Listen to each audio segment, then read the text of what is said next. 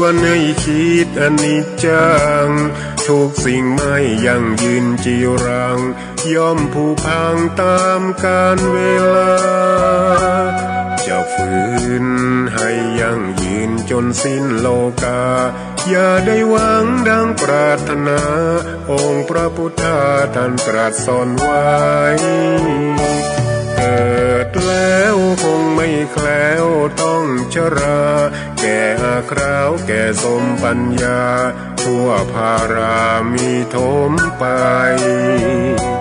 เจ็บทุกข์ย่อมเวียนวนมีพ้นใครๆสัตว์โลกล้วนรู้แน่แก่ใจเกิดแก่เจ็บตายหลีกไปไม่พ้นใครหลงคิดหลงติดอัตตาว่าใจแจ้งกมลแม้นใครปลงได้คงสุขล้น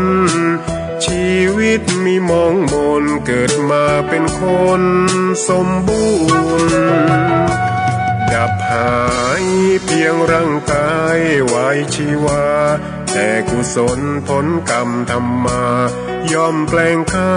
กลายเป็นทุนส่งผลให้ทุกคนเวียนวนไม่สูญสุขและทุกข์เป็นไปตามทุนที่พวกคุณได้ก่อทำมา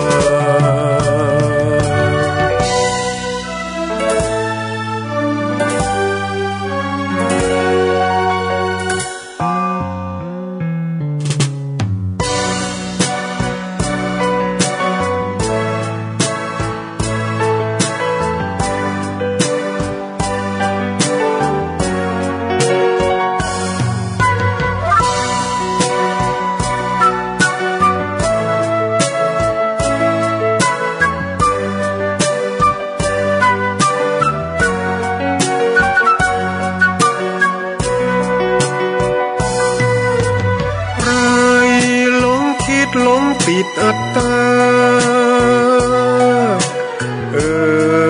ว่าใจแจ้งกมลแม้นใครปลงได้คงสุขล้นชีวิตมีมองมนเกิดมาเป็นคนสมบูรณ์ดับหายเพียงร่างกายไว้ชีวาแต่กุศลผลกรรมทำมาย่อมแปลงค่ากลายเป็นทุนส่งผลให้ทุกคนเวียนวนไม่สูญสุขและทุกข์เป็นไปตามทุนที่พวกคุณได้ก่อทำมา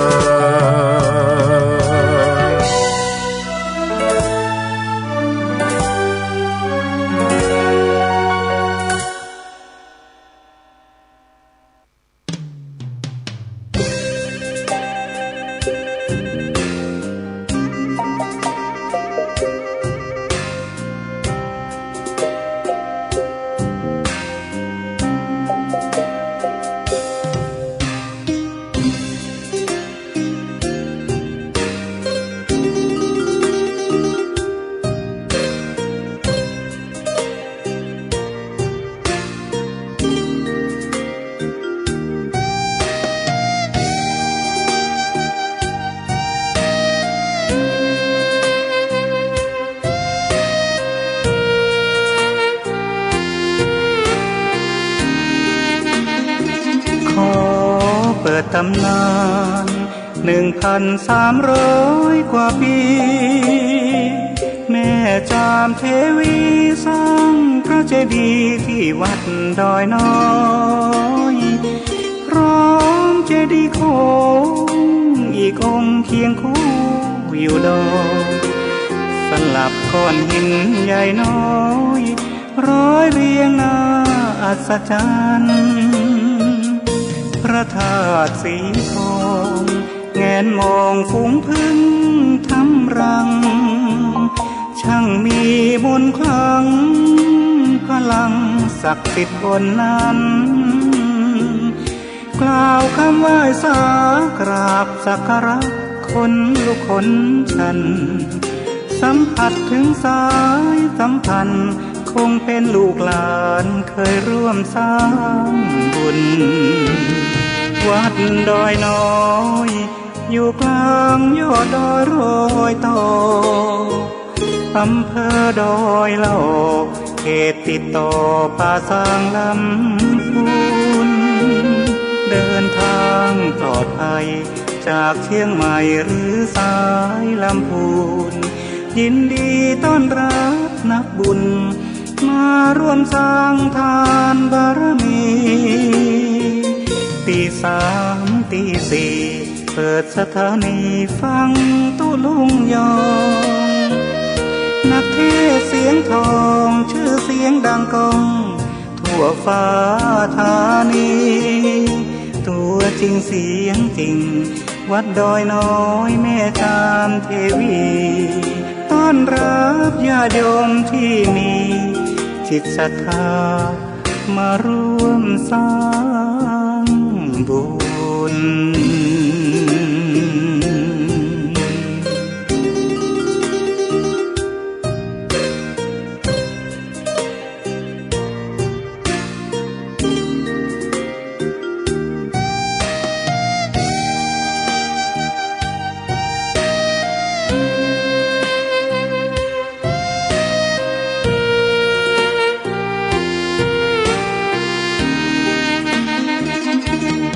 วัดดอยน้อ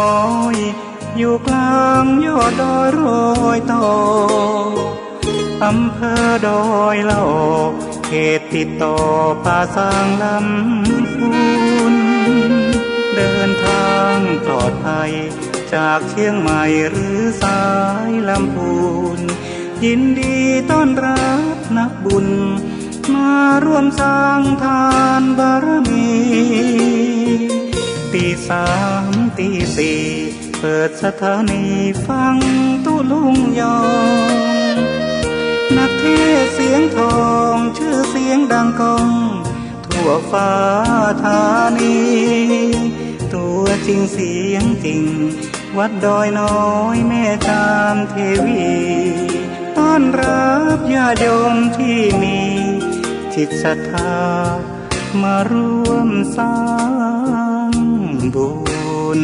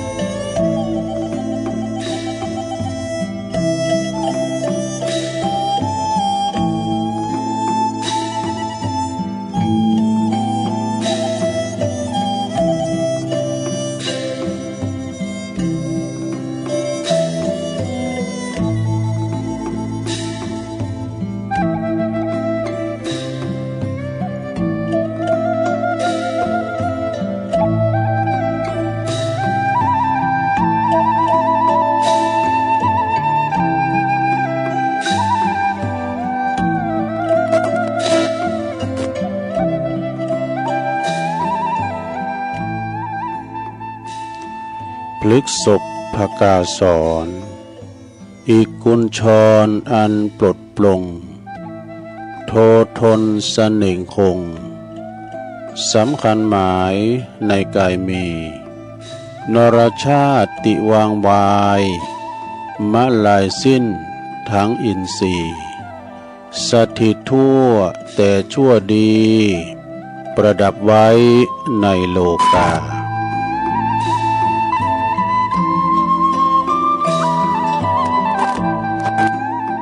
ตื่นเจ้าขึ้นมายิ้มแย้มแจ่มใสทุกโศกโลกภัยหายไปหมดสิ้นก็ขอความนอบน้อมแด่พระรัตนตรัยอันมีพระพุทธพระธรรมพระสงฆ์เป็นสรณะที่พึ่งกราบแนบไต่ไวสาครูบาอาจารย์พระมหาเถรานุเถระท่านเจ้าคณะพระสังฆาธิการ พาภิกษุสามเณรเจ้าจุโตนจุองค์กุวัดวาอารามพร้อมตึงสำนักติภักสงฆ์โดยก็ขอความเจริญในธรรมเจริญปอนมายังบรรดาปอออกแม่ออกศรัทธาตันสาธุชนนักศีลนักบุญคุณดีหมู่เฮาเจ้าขาดทั้งหลายตื่นจืนขึ้นมาก็มางุมสามหาโทรศัพท์เครื่องหับเปิดวิทยุมาฟังรายการสัพเพเหระปกิณกะขอนลุงไก่แจ้งรายการเสียงธรรมแสงทองรายการเสียงธรรมแสงทองนี้ก็รับผิดชอบบริหารเวลาดำเนินรายการโดยต้นตัวแห่งอาตมาภาพเก่ากระผมตุลุงนันชัยวัฒนาคเสโนแห่งวัดพระธาตุดอยน้อยตำบลดอยหล่ออำเภอดอยหล่อจังหวัดเชียงใหม่ก็มาพบมาปะกับปออกศรัทธาคุ้นคว้าหาสารธรรมมรดกธรรมพองบรรยายธรรมพองบางทีก็เอาชาดกนิทานธรรมมาเล่าสู่จู้กันฟังบางท่านบางคนก็ยังลับไหลอยู่เนาะกำลังฝันกันอยู่คือว่ายามหมออีรับโมนยิงฝุ่นตกมามันจุ่มแล้วเนาะอากาศมันเย็นมาก็รับโมนกันแต่ในขณะเดียวกันคนเฒ่าสวอย่างเฮาตื่นมาดึงบ่รับแล้วถ้ามือมาบัดรับแล้วก็เฮาก็มาฟังรายการนี่เนาะถ้าลุกมาก็มันเจ้าอยู่ก็ฟังอยู่ในที่นอนฟังก็ได้เนาะนอนฟังนั่งฟังยืนฟังตามอิริยาบถสี่นั่งนอนยืนเดินแต่บางคนนี่เปิ้นลุกเจ้าตื่นเจ้ายิงปอกาปอคายปอกาในคายนี่เปิ้นลุกเจ้าจะทำอาหารข้าวแกงไว้ขายนะเปิ้นก็ตื่นเจ้าลุกเจ้าบางคนเปิ้นก็จะไปกาดไปลีเนาะเอาของตั้งกาดเนื้อมาขายกาดไต่กะคุณเฮาบ่เดียวนี้กินกับกาดศรัทธาญาติโยมเนาะเฮ็ดกาเฮ็ดนางหางไม้ต้องไปหาไก่มันจึงออกในกาดเนาะคันแนมว่าเฮามีสตังค์เด้อเอาไปซื้อมาเนาะมันต้องไปสอบไปหาในแพะในป่าแล้วพร้อมหยังมันมอยคุณก่อนหนักมออดฟังเปิ้นว่าไปสอหาเฮ็ดถอมเนี่ยโปโตแพะป่าอย่างตะปีนตัวเขาเดือดกันเนี่ยเขาห้องกันพองกาแล้วก็โลกันบ้าตั้งหน้าพองก็มาตั้งหลังกะกันได้ก็ซอกนองเพราะว่าซอกนองขึ้นห้วยลุงดอยโอ้ยเจ็บแข้งเจ็บขาให้บ่ได้นะเอาแล้วเนาะก่อนที่จะได้เอ่ยเป็ดดังสถานีคืนบุญที่เปิ้นมีบุญต่อโสดประสาทหูเฮา5-6 คืนตอนเจ้านี้ตุลุงก็จะนำไหวพระให้เกินเน้อเปิดความเป็นสิริเป็นมังกรเป็นมงคลกับตนกับตัวครอบครัวลูกหลานต้านเต่าอยู่ดีมีสุขกันต่อไปพร้อมแล้วก็กราบ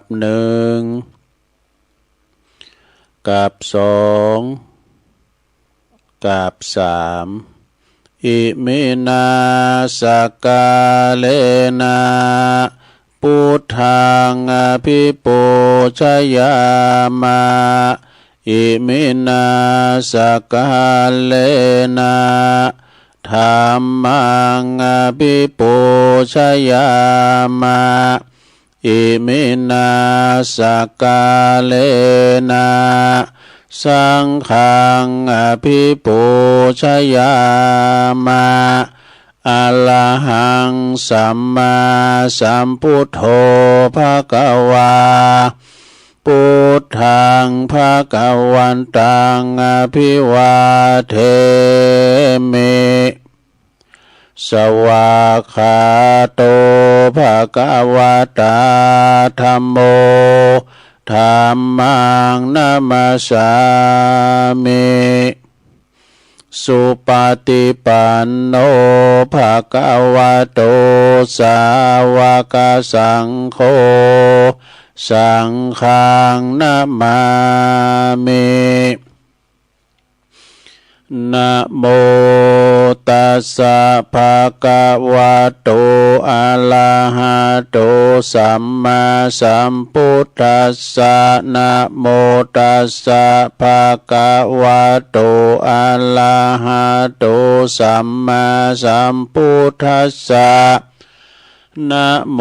ตัสสะภะคะวะโตอะระหะโตสัมมาสัมพุทธัสสะอิติปิโสภะคะวะอะระหังสัมมาสัมพุทโธวิจาจารณะสัมปันโนสุขโตโลกวิทูอนุตตโลปุริสตัมมาสาลาธิสัทธาเทวมนุสสานังพุทโธภควติสวากขาโตภะคะวะตาธัมโมสันติติโกอาการิโกเอหิปัสสิโกโอปันนายิโกปัจจตังเวติตาโปวินโย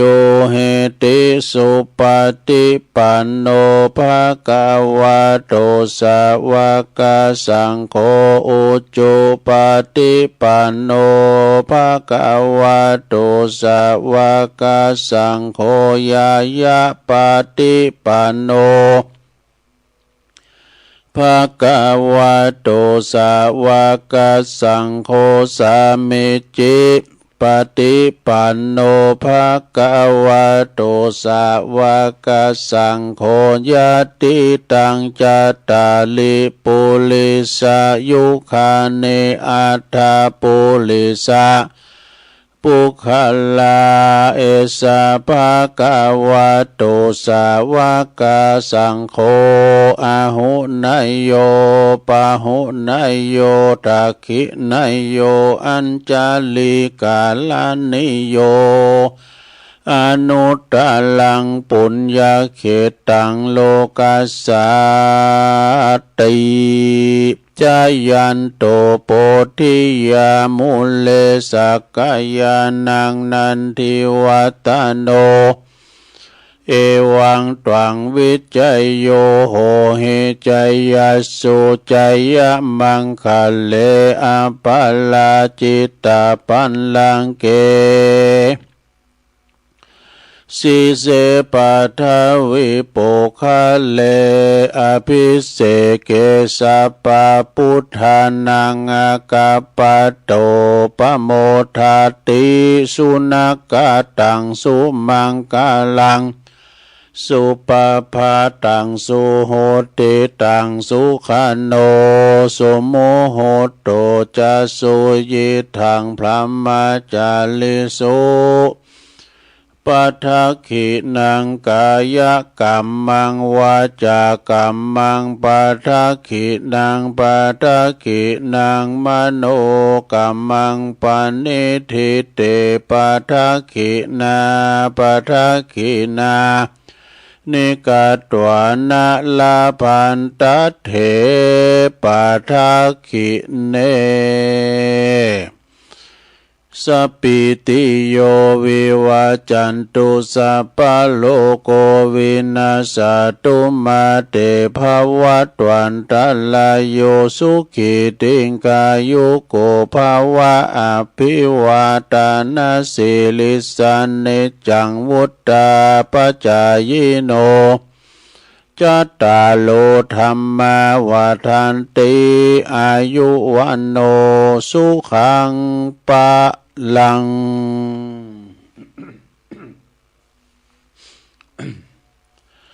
เอาละเนาะศรัทธาญาติโยมต่างหลายตุลุงก็ปิ้นเก้าปิ้นโหนำสวดมนต์ไปปิ้นตีเรียบร้อยก็ขอกุณพาติตาไหลรัตนะผ่านแผ่วพาเกี่ยวเจ้าตั้งสามประการเนาะจงดลบันดาลมาปกป้องคุ้มครองรักษาวัดวาอารามค วงแก้วตังสามมาปกป้องหักษาดูแลครูบาอาจารย์พระสงฆ์องค์สามเณรเจ้าอยู่กับวัดกับว่าเนาะคือมีสง่าราศีได้มาเป็นหนอนเนิ่นนาบุญศรัทธาได้ทำบุญสักการะปูชากราบไหว้เนาะ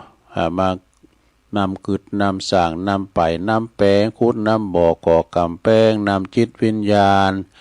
ปันศีลปันป้อนหือธรรมโอวาทกับศรัทธาญาติโยมปหลงแม่หลงเขาก็ขอให้มีสุขภาพพลานามัยสมบูรณ์แข็งแรงเนอะปิ้นลมโพลมใสของลูกของหลานกันต่อไปตุลุงก็ขอปิ้นกำลังอกกำลังใจอีปออีแม่นอที่เดินเหินไปไหนตั้งใดบ้าใดก็ขอเอาวิทยุปิ้นกูปิ้นกีมไปนะลงเนอะพ่อบ้านแม่บ้านก็ดีจะขับรถขับลาออกหุ้มออกโหก็หือมีสติก่อนสตาร์ทรถมันหนักมันหลายบ่ว่าจะปิ้นรถเฮาก็ตามรถเปิ้นก็ตามระวังถึงสองกะลึงเบิ่งฝ่ายเนาะขอเดินทางแคล้วคลาดปลอดภัยทั้งขาไปทั้งขากลับเน้อเอาละตอนนี้ไปก็จะพัดดังคืนบุญสถานีแต่ละคืนเนอตีในเครือข่ายที่เปิ้นรับสัญญาณรายการทำมาส่งเวลาตั้งแต่ตี3 ถึง 5 โมงดังต่อไปนี้เนอขอขอบคุณสถานีวิทยุคลื่นเพื่อพระพุทธศาสนาการศึกษาและวัฒนธรรมของวัดฝายหินเนอร์ตำบลสุเตปอำเภอเมืองเชียงใหม่ FM 104.50 เมกะเฮิรตซ์โดยเมตตาบารมีธรรมอาจารย์พระครูสมุวิสุวัฒน์วรกิจโจองค์ขลุงในเมืองก็ฟังตั้งแต่ตุลุงทองมาแล้วเนาะขอบคุณสถานีวิทยุคณะสงฆ์อำเภอฝางตั้งอยู่ที่วัดพระพุทธบาทอุดมน้ำบ่อสาวาสำนักวิปัสสนาเนาะ FM 100.25 เมกะเฮิรตซ์โดยเมตตาบารมีธรรมหลวงพ่อพระครูสุจิตานุรักษ์หลวงพ่อใหญ่เจ้าคณะอำเภอฝางเด้อขอบคุณตุปีจำเริญโชติธรรมโมลิงสัญญาณไปพี่น้องฝางไม่อายใส่ประการก็ฟังขันหมากโป่งหลงหลายเนอะขอบคุณสถานีวิทยุแดนดินถิ่นล้านนาตั้งอยู่ในบ้านลงวัวตำบลนำบ่อหลงอำเภอสันป่าตองเนอะ FM 103.50 เมกะเฮิรตซ์โดยคุณรุจิสมบัติเงาคำแล้วก็2 เท่าเฝ้าลานตั้งนำบ่อหลงโดยเนอะขอบคุณสถานีวิทยุคืนธรรมะของซุ้มซนวัดหวยตองซักตำบลคงเป้าอำเภอจอมตองเนอ FM 98.75 เมกะเฮิรตซ์โดยเมตตาบารมีธรรมอาจารย์พระครูวาปีวรมณิตเนอพี่น้องโซนไต่สายแต่ก็ฟังตั้งแต่เพลงลูกกรุงมาแล้วนี่ขอบคุณสถานีวิทยุมนเสียงธรรมจากอำเภอแม่แจ่มวัดบุพารามเนอ FM 106.25 เมกะเฮิรตซ์โดยเมตตาบารมีธรรมหลวงพ่อพระครูมงคลวิสิทธิ์หลวงพ่อใหญ่เจ้าคณะอำเภอแม่แจ่มเนอขอบคุณท่านพระปลัดอุทัยตึง2อุทัยโดยนะครับเนาะขอบคุณสถานีวิทยุเน็กแนวเรดิโอ FM 96.75 เมกะเฮิรตซ์ตั้งอยู่ที่บ้านโจงตำบลทุ่งกวาวห้างหุ้นส่วนจำกัดอนุสรณ์เรดิโออำเภอเมืองปานจังหวัดลำปางเนื้อขอบคุณสถานีวิทยุชุมชนคนเหนือเขื่อนตั้งอยู่ที่บ้านดุงดำอำเภอฮอดจังหวัดเชียงใหม่ FM 90.75 เมกะเฮิรตซ์ขอบคุณสถานีวิทยุเพื่อการศึกษาและพัฒนาอาชีพอาร์เรดิโอเน็ตเวิร์ก FM 103.00 เมกะเฮิรตซ์อำเภอเมืองจังหวัดลำปางขอบคุณสถานีวิทยุอาร์เรดิโอเน็ตเวิร์ก FM 99.50 เมกะเฮิรตซ์วิทยาลัยเทคโนโลยีเพื่อการจัดการกฟผ.แม่เมาะลำปางแล้วขอบคุณสถานีคืนใหญ่คืนโลงเฮาเนาะวิทยาลัยนครลำปางวิทยาลัยสงฆ์นครลำปางเนอะวัดบุญญาวาสวิหารเนาะ FM 106.50 เมกะเฮิรตซ์โดยท่านดร.จิรศักดิ์ปันลำผู้อำนวยการสถานีขอบคุณดร.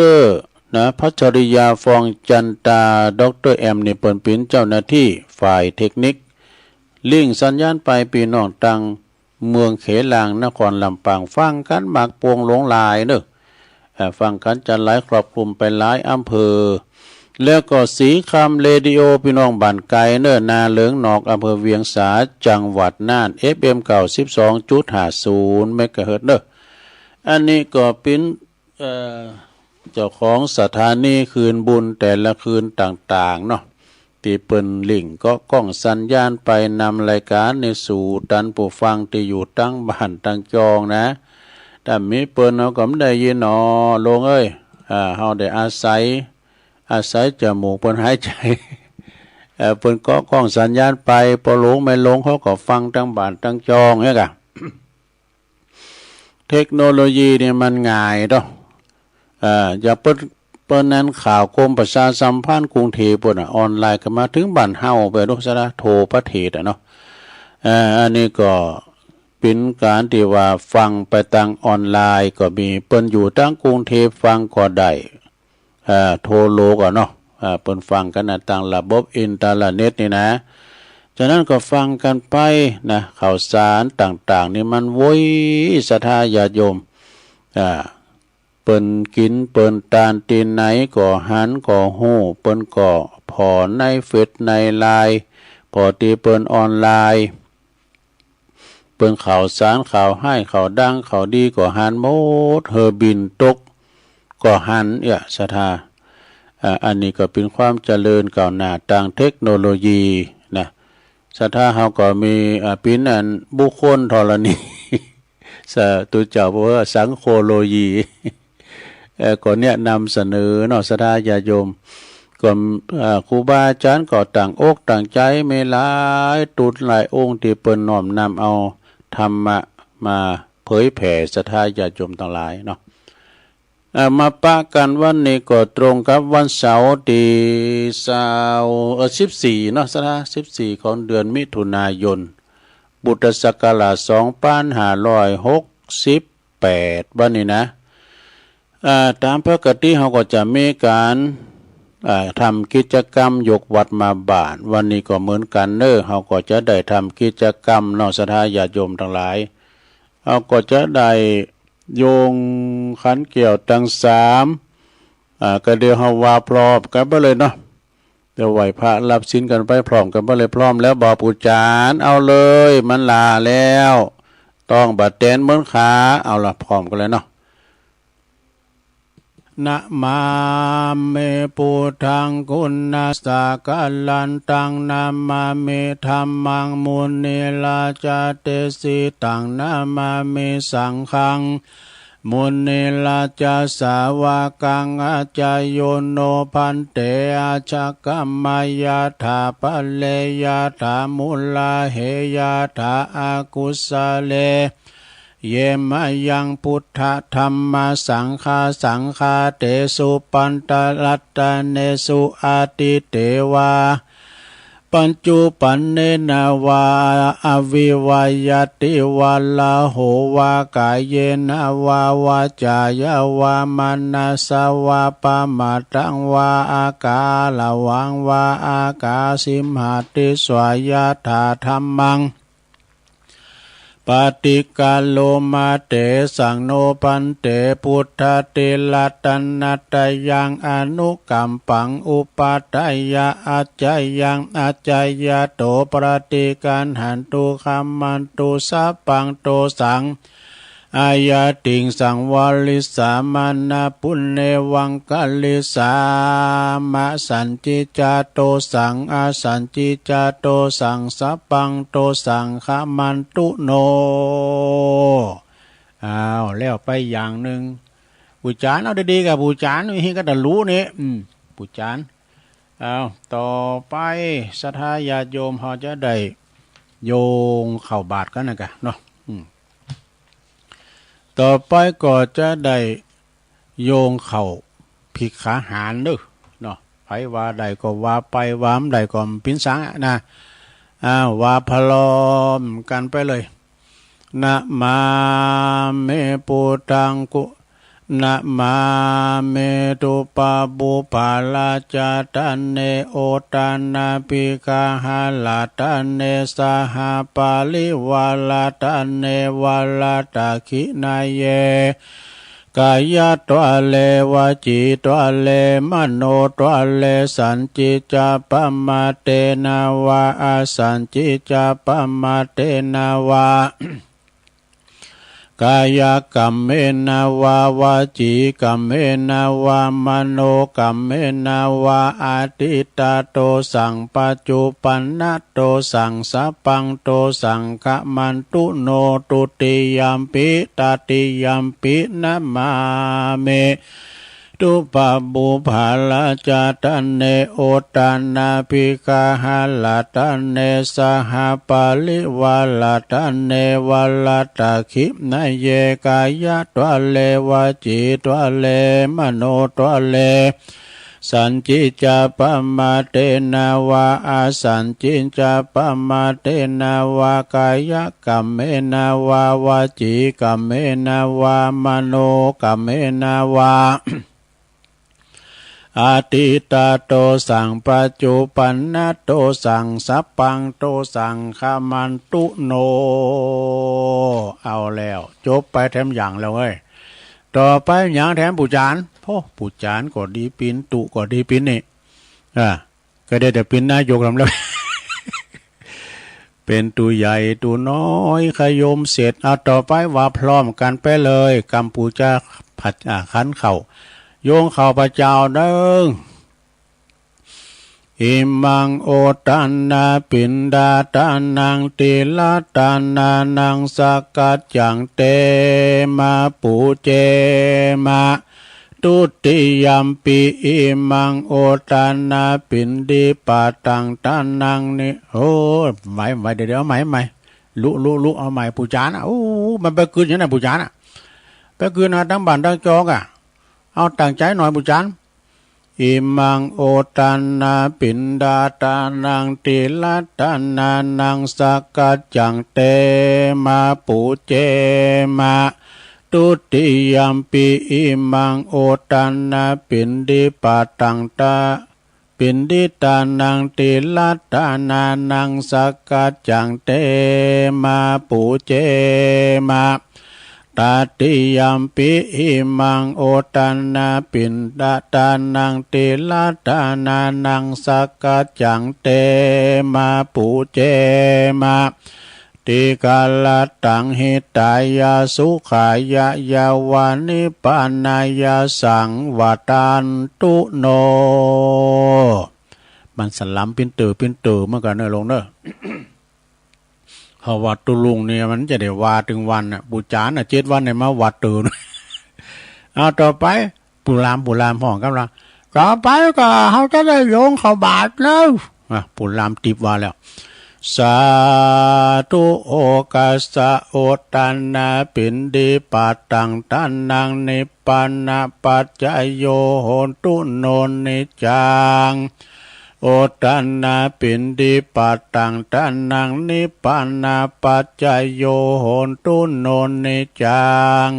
โอตันนาปินดีปัตตังตันนังนิปปานาปัจจโยโหตุโนนิจังเอาแล้วสัทธาญาโยม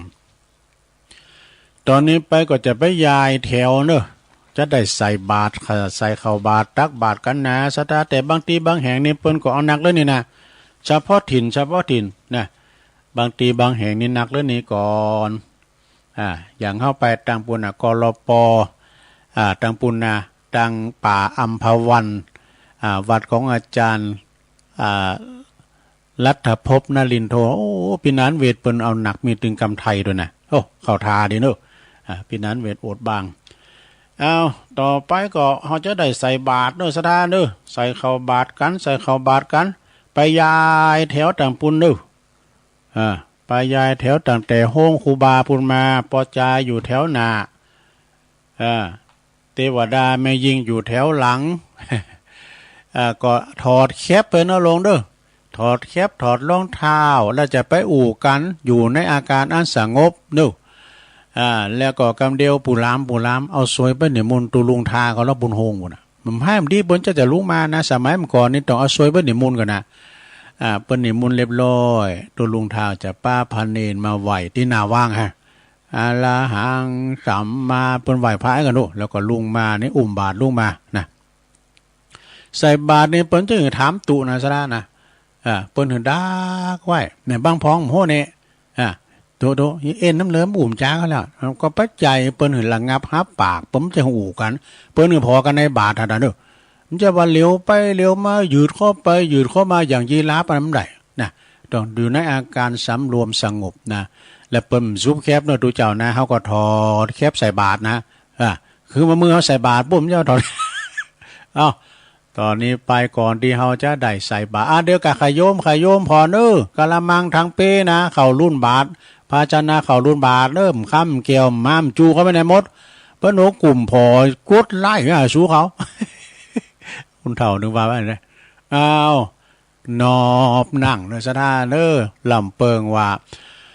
ข้าวของข้าพระเจ้าขาวดังดอกบัวยกขึ้นเหนือหัวถวายแด่พระสงฆ์จิตใจจำนงตรงต่อพระนิพพานขอให้ถึงเมืองแก้วขอให้แคล้วบ่วงมารขอให้ทานศาสนาของพระศรีอานในอนาคตการโน้นเทินสาธุ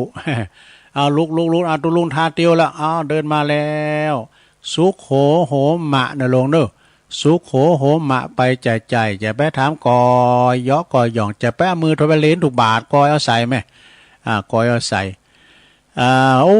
เข่ารุ่นบาทเด้อเอาตุลุงทาไปเด้อเอาเข่ารุ่นบาทว่ากันไปวันนี้คุณมากโป่งหลงหลายลืมบ่ได้ก็คือแมทเด้ออย่าประมาทกาดอย่าตกนะกินช้อนร้อนกินร้อนช้อนกลางล้างมือบ่อยๆอย่าประมาทนะในโรคภัยไข้เจ็บทั้งหลายนะสดาญาโยมทั้งหลายเนาะจะสุดแล้วถอยสุดแล้วครูบาอาจารย์ก็จะเข้ามานั่งอยู่เต็นสังตินในวิหารศาลาหมู่เฮาต่างหลายก็ล้างมือเนื้อเข่าติดมือนะที่ก๊อกน้ำมานะการแพ้มล้างก่อนลิมกินได้ก่อนปีหน้าเข่าปิ้นเจ้าปิ้นนายเนี่ยเข่าปิ้นเจ้านะซะนะคุณทำก่อนนี่เนี่ยเข่าโต๊กในการลูกร้านเสียเข่าโต๊กเนี่ยเปิ้นเบิ่งยำเข่าเบิ่งขามเข่านะเพราะว่าเข่าปิ้นเจ้าดูเปิ้นเบิ่งขามเข่าเบิ่งยำเข่านะเอาเข่าปิ้นเจ้าปิ้นนายกำได้กินก็จะตายนี่ซะได้ปวดหัวเข่านี่มันเป็นยาติบนะการเอาได้กินข้าวก็ใจดีมานี่เนาะเอาละตอนนี้นางกันเรียบร้อยแล้วเนาะ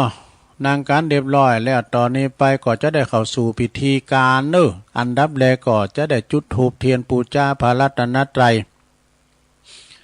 วันนี้ก็ขอเชิญปะหลวงบันเฮาก่อนเนาะปู่คุณก็มากันหลวงกันหลายขอเล่นเชิญปะหลวงบันเฮาได้มาเป็นประธานในการจุดเทียนธูปปูชาพระรัตนตรัยเนอปุรามจุดเทียนฉนนเลยเนี่ยตอนนี้ก็สถายกมือไหวเนอน้อมจิตน้อมใจอยู่ในอาการหลังงับฮับปากจะไปอู่กันเนอเงียบนะครับเอาละหลังจากปอหลวงบันเทาจีถูกจีเตียนไปปีนตีเรียบร้อยนะผู้ช่วยเกณฑ์ขันศีลเห็นตุลุงทากรรมนะต่อไปในเข้าพิธีเนอสถาบินหน้ามาเพมาตั้งตุลุงทาเขาเพนะว่าพาลอมการเปิ้ลเอาปูจานว่าเลยปูจานว่าเลยมันลาแล้วไฟใหม่ร้องเขาต่อไปนี่ก็เขาจะได้ไหวพระรับเสียโอ้ปูลามปูจานอายุถือแล้ว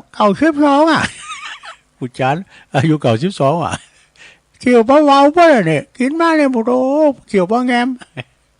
ปูจานเอาแล้วเนาะมาพร้อมกันไปเลยเนอะสถาเนอะต่างอกต่างใจเนอะว่าพร้อมกันไปเลยมายังพันเตติสัลลันเนนะสหปัญจศีลานิยาจามะตุติยัมปิมายังพันเตติสัลลันเนนะสหปัญจศีลานิยาจามะต ตติยมปิมายังพันเตติสาลเนนะสหปัญจศีลานิยาจามะนะโมตัสสะภะคะวะโตอะระหะโตสัมมาสัมพุทธัสสะนะโมตัสสะภะคะวะโตอะระหะโตสัมมาสัมพุทธัสสะ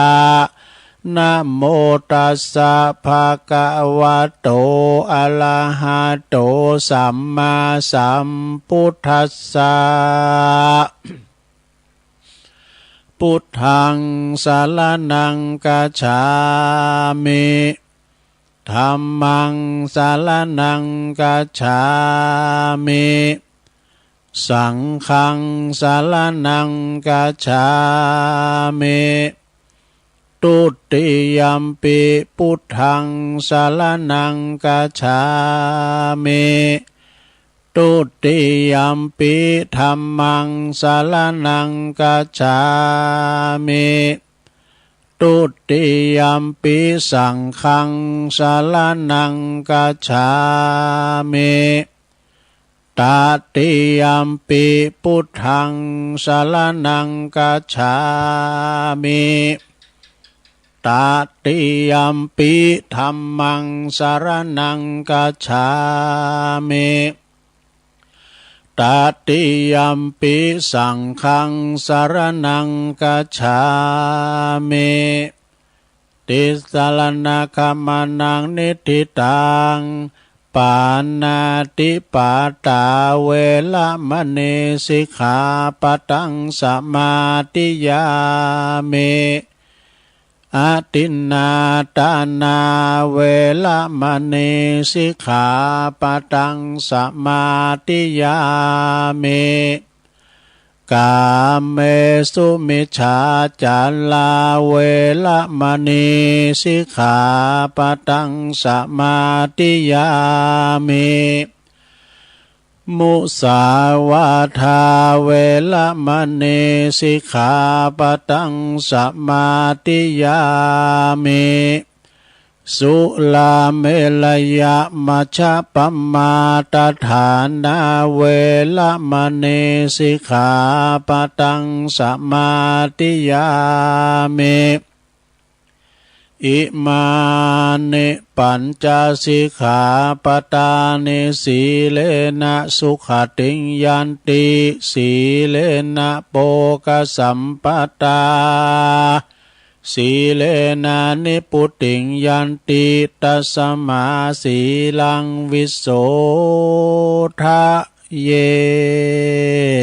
สาธุสาธุสาธุเอาแล้วสาธาหับศีลหาไปแล้วกับตุลุงทาเก็บไว้ดีๆนะลงเนอไปเสียมันหายนะถ้ามันหายสักข้อสองข้อก่อนเป็นยังนะเสาหน้าในตุลุงทาก็มาปั้นแถมหน่อสถานเนาะศีลปีนาพรอันงดงามเนอคุณเฮาทหับศีลหาเหมือนกันโมโถประเทศไทยนี่นะเปิ้นว่าคอกหลงหลับปูนเจียงใหม่ในตุ๊บควางแบบใดเลยมิตรตำรวจมิตรทหารคุณได้อยู่กันอย่างศีลอย่างธรรมนี่นะเนาะเตรียมมันขาฟันบั่นแต้งกันตึงมือตึงวันฟ้องร้องกันก้ามแซ่แล้วก็กับคุณเฮามันขาดศีลหามได้เนาะสถานเนาะเอาละตอนนี้ไปตุลุงจะสวดพญานกยุงทองกันเด้อตีเปิ้นไปตีไหนก็เขี้ยวคาดปลอดภัยปราศจากโบงในพานก็บักกำจัดมันได้นะจะได้ก็ถาวาอีเมเขาอีปอเขาว่าได้ก็ว่าทำวามได้ก่อนปิ้งยังเนาะตัวลุงสูตรบทนี่ถาว่าลูกหลานตานเต่าไปที่ไหนขึ้นเนื้อลงไต่ก็ขอเดินทางเขี่ยวขาดปลอดภัยทุกตารางกิโลเมตรของการเดินทางอุเตตยัญจาคุมเอกาลาชาหาลิสวันโนปาทาวิปาปาโสตังตังนามาสามิหาลิสวันนังปาทาวิปาปาสังตายาสากุตาวิหาเลมุติวาสังเย ประมาณาเวตากุสัพพะธัมเมเตเมนะโมเตจามังปะละยันตุนามาตุพุทธานังนามาตุโพธิญาณโมวิมุตตานังนาโมวิมุตติยาอิมังโสปลิตังกัตตวโมโลจาลติเอสนาอเปตายัญจกุมาเอกาลาชาหาริสวันโนปัทาวิปาปาโสตังตังนามาสาเมหาลิสวันนังปัทาวิปาปาสังตายาสากุตาวิหาเลมูลติงเยปลัมมานาเวตากุสัพพะธัมเมเตเมนะโมเตจามังปะลายันตุนัมมาตุพุทธานังนามาตุโพธิยานะโมวิมุตตานังนะโมวิมุตติยาอิมังโสปาลิตังกัตวะโลวาสัมมากัปปะยิติโมลาปาลิตังเอาแล้ว สวดบทอุเตอเปพยานกยุงทองก็จบลงไปเขี่ยวขาดปลอดภัยทุกตารางกิโลเมตรของการเดินทางเนอะสถานเนอะเขี่ยวขาดปลอดภัยนะเอาต่อไปมันยังแฮมตุเอาก็จะย่อกุนโลงกะนะเจ้าไหวกุนโลมเนอะสถานเนอะถ้าว่าใดก็ว่าว้ามใดก็เพื่อกุนตั้งหลายมันมีกุนหมดอ่ะนะเขามีกุนน้ำมีกุนแดดมีกุนไฟมีกุนลมมีกุนนะจ่าลงสุดสมาหล่อลงของอยู่ปื้นตีนเท่านี้นะเรียกว่าแคปหรือว่ารองเท้าก็มีกุนอันใหญ่อันโลงเนอะปวดตัวรองหลับสรีละลางเขาทุ่มปฏิฝ่าเท้าลองกะล้มได้ใส่แคบกับปวดเตี้ยวในปวดไปลูกล่างในหยองเยาะนะแยงแยะนะมันเจ็บอะโกนน้ำปักตีนพอกันอย่างนะเอาละเจ้าไหวกุนลงก่อนเนอะสาธุสาธุสาธุข้าขอยกมือ10 นิ้วขึ้นตั้งวางคิ้วไก่ไก่เกาเกษาผู้ข้าจะขอนำมาสักการไหวคุณพระปิตา21คุณพระมันดา12คุณพระแม่โพธิ์ศพ39คุณพระพุทธเจ้า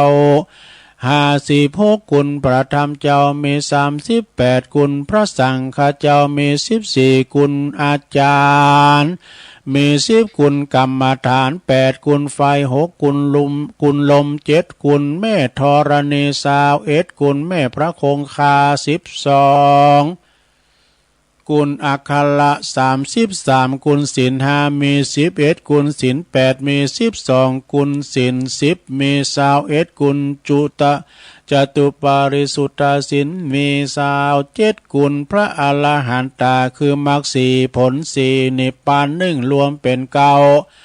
กุลอาสาสะปัสสาสะนิสาวาอัสสะกุลพระวิหาร 84,000 ปันหลังกุลพระมหาเจติยาเจ้าเม84,000 ปันดวงกุลของผู้ข้าตั้งหลายขออาราธนาพระคุณเจ้าตั้งหลายเหล่านี้จงมาเป็นซอยประดับสำหรับกายอันประเสริฐเมื่อผู้ข้าตั้งหลายจักดับจิตเสียงชีวิตในสังขารปีใดเดือนใดวันใดยามใดคืนใดดังอันก็ดีผู้ข้าขออาราธนาพระคุณเจ้าตั้งหลายจงมาเปิดประตูพระนิพพานคือเวียงแก้วแก่ผู้ข้าต่างหลายแด่เตอนิพพานาปัจจโยโหนตุโนนิจังนิพพานังปะละมังสุขังเอาแล้วอันนี้ได้รับความเมตตานะความเมตตาจากไผอันนี้โอ้หลวงพ่อเปิ้นน่ะหือมามึนแล้วนะวัดศพวากนี่หลวงพ่อเปิ้นมอบหือนะขอบคุณเด้อสำหรับหลวงพ่อวัดศพวากปุ่นแม่แจ่มบุญนะต่อไปอย่างแถมตุแถมกรรมนี่ก่อนนี่ก็สถาเขาจะได้แผ่เมตตาเนื้อสถานเนื้อแผ่เมตตาด้วยกันแผ่เมตตาถึงกรรมไทยถึงกรรมเมืองนะแล้วก็อิตั้งอย่างเกณฑ์จิวันตาหน่อยวันตาหลงต่อไปเขาจะแผ่เมตตาให้กับโต๊ะเก่าห้อยกันเน้อก่อนที่จะแผ่เมตตาไปให้สัมภสัตทั้งหลายนะวาพลอมการไปเลยหลง อะหังสุขิโตโหมิขอให้ข้าพระเจ้ามีความสุขนิทุกโหโหมิปราศจากความทุกข์อเวโรโหมิปราศจากเวรอภยาปโชโหมิปราศจากอุปสรรคอันตรายทั้งปวงอานิโคโหมิปราศจากความทุกข์กายทุกข์ใจสุขีอัตตานังปริหารามิมีความสุขกายสุขใจรักษาตนให้พ้นจากทุกภัยทั้งสิ้นเถิดเอาแล้วอันนี้กล่อมๆเนาะต่อไปก็แผ่เมตตาถึงสัมภาษณ์น้อยใหญ่ถึงมดถึงเสกเนอะมดดำมดแดงพิ้นตัวเนาะ สัพเพสัตตาสัตว์ทั้งหลายที่เป็นเพื่อนทุกข์เกิดแก่เจ็บตายด้วยการทั้งหมดทั้งสิ้นเวลาโหนตุจงเป็นสุขเป็นสุขเถิดอย่าได้มีเวรแก่กันและกันเลยอภัยยาปาชาโหนตุจงเป็นสุขเป็นสุขเถิดอย่าได้เบียดเบียนซึ่งกันและกันเลยอานิคาโหนตุจงเป็นสุขเป็นสุขเถิดอย่าได้มีความทุกข์กายทุกข์ใจเลยสุขีอัตตานังปริหารันตุจงมีความสุขกายสุขใจรักษาตนให้พ้นจากทุกภัยทั้งสิ้นเถิดสาธุ จบไปแล้วลงเอ้ยต่อไปว่าปิ้นไทยอะไรทำไมอดเจ็บเอวหน่อยเนอะแผ่เมตตาแบบไทยข้าพระเจ้าขอตั้งจิตอุทิศผลบุญกุศลนี้ไปนี้แผ่ไปให้ไพศาลถึงบิดามารดาครูอาจารย์ทั้งลูกหลานญาติมิตรสนิทกันคนเคยรักเคยชังแต่ครั้งไหนขอให้ได้ในกุศลผลของฉันทั้งเจ้ากรรมนายเวรเทพเทวันขอให้ท่านได้กุศลผลนี้เทินสัพพสัตว์ทุกท่วนหน้าเทพารักษ์จงประจักษ์ในกุศลผลนี้หนาขอให้ท่านประสบสุขทุกเวลาสมดังข้าอุทิศให้ด้วยใจเทินสาธุสาธุสาธุจบไปแถมอย่างแล้วกรรมไทยสถาต่อไปเอากรรมเมืองเนอะกรรมเมืองอย่างตัวโอ้ก็เขาก็บทสุดท้ายอีตั้งอย่างกินจีอันนี้แล้วก็วันตาหลวงวันตาหน่อยปินลำดับต่อไปว่าพร้อมกันไปเลยตุลุงก็จะขี่ล้ำเหมือนกันนะคือขี่สลัมนะว่าพร้อมกันนะบูจานก็ว่าดังให้หน่อยบูจานเอ้ยเอาดังๆหน่อยอ้าวแผ่เมตตาแบบปื้นเมืองเนอะ อิตังทานากัมมังนิปปานาปัจจายโยโหนตุโนนิจังอิตังศีละกัมมังนิปปานาปัจจายโยโหนตุโนนิจังอิตังภาวันนากัมมังนิปปานาปัจจายโยโหนตุโนนิจังยังกินเจกุสาลังกัตตาปังกัมมังสะเพหิกะเตหิกะตังปุญญัง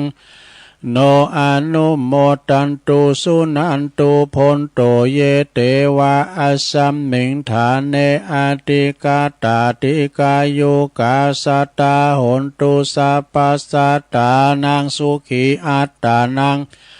ปาลิหัลลันตุมมาตาปิตาสุขิตาหนตุตุคาปัมมุนจันตุสัพเพยาติกาสุขิตาหนตุตุคาปัมมุนจันตุสัพเพอายาติกาสุขิตาหนตุตุกาปะมุนจันตุสัพเพปิสาสัพเพยาขาสัพเพเปตาสุขิตาหนตุตุกาปะมุนจันตุสัพเพนักขตาสุขิตาหนตุตุกาปัมมุนจันตุสัพเพเทวาสุขิตาหนตุตุกาปัมมุนจันตุสัพเพอาจาริยุปัจจยาสุขิตาหนตุ ต ตุกาปัมมุญจันตุสัพพะสัมปติโยสัมมิจันตุโวเอาแล้ว ต่อไปก็วันตาหลงพร้อมกันไปเลยเนอะวันตามิปุตังสัพพเมโตสังฆัมมังธัมเมปันเตวันตามิธัมมังสัพพเมโตสังฆัมมังธัมเมปันเตวันตามิสังฆังสัพพังเมโตสังฆัมมังธัมเมปันเตวันตามิคัลลุอุปัชฌาจาริเยสัพพเมโตสังฆัมมังธัมเมปันเตวันตามิกัมมัฏฐานังสัพพังเมโตสังฆัมมังธัมเมปันเตวันตามิอาลัมเมปัตตสีมายังสัพพังเมโตสังฆัมมังธัมเมปันเตวันตามิเจติยังสัพพังสัมปทานเนสุมปลตินลินตาสาลิลาธาตุมหาโพธิงพุทธาโลปังสักกาลังสัตานากาโลเกเทวะโลเกพรหมโลเกจัมปูติเปลังกาทิเปสาลิลาธาตุโยเกสาธาตุโยอะระหันตาธาตุโยเจติยังกันตังกุติงจาตุราสีติสาหาเสธัมมัคขันเตสัพเพตังปาตาเจติยังอาหังวันตามิสาปาโสกราบเอาโจไปแถมอย่างหนึ่งต่อไปวันตาน้อยเนอะวันตาน้อยตุลุงทาพร้อมกันไปเลยวันตามิพันเตสัพพังอาปัลลตังคัมมาธัมเมพันเตมายากาตังปุญญังสามินาอนุโมทิตาปังสามินากาตังปุญญังไมหังตาตาปังสาธุสาธุอนุโมทามิจัตตาโลธรรมาวัฏันติอายุวันโนชุขังปะลังสาธุสาธุสาธุ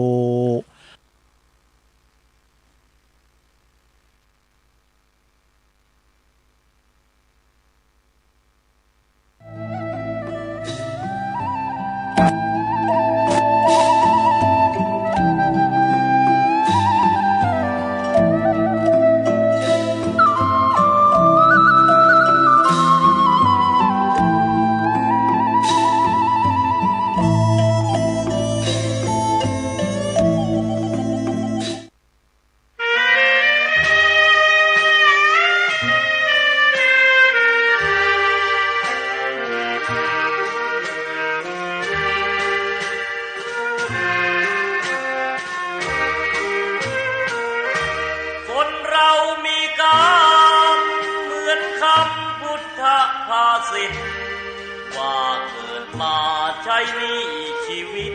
ลิขิตไปตามบาปกรรมสร้างมาเกิดมาเป็นคนบ้างมีบ้างจนเป็นธรรมดาเหมือนเป็นสัญญาโลกเรานี้นาเปรียบโรงละครเกิดมาทุกคนไม่พ้นที่เชิงตะกอนเหลือตัวล่อนจนที่หลับที่นอนเหมือนกันคือโลกคนเรามีกรรมต้องทำกุศลไว้บ้างเพื่อแบ่งเบาหนี้บาปตามล้างคิดสร้างแต่บุญเป็นทุนเชื่อมโยงอย่าหยิบอย่าช่วยหาทางร่ำรวยด้วยการกินโกงแม้นตายเข้าลงบาปกรรมเพราะโกงติดตามเรื่อยไปถึงเป็นเศรษฐีมั่งมีเงินทองเพียงใดหมดลมแล้วไม่ อาจนำเงินไปได้เลยสักคนเวรกรรมตามทานเห็นกันด้วยตาก็บ่อยเข้าอยู่ในคุกไม่ใช่น้อยไม่ค่อยจดจำในความทุกข์ทนสวรรค์ในอกและมีนรกในดวงกมลขอเตือนทุกคนว่ามีหรือจนไม่เห็นสำคัญหมดลมหายใจแล้วไปนอนเรียงเคียงกันที่ป่าช้านั้นไม่พ้นมือฉันพวกสับเปลอ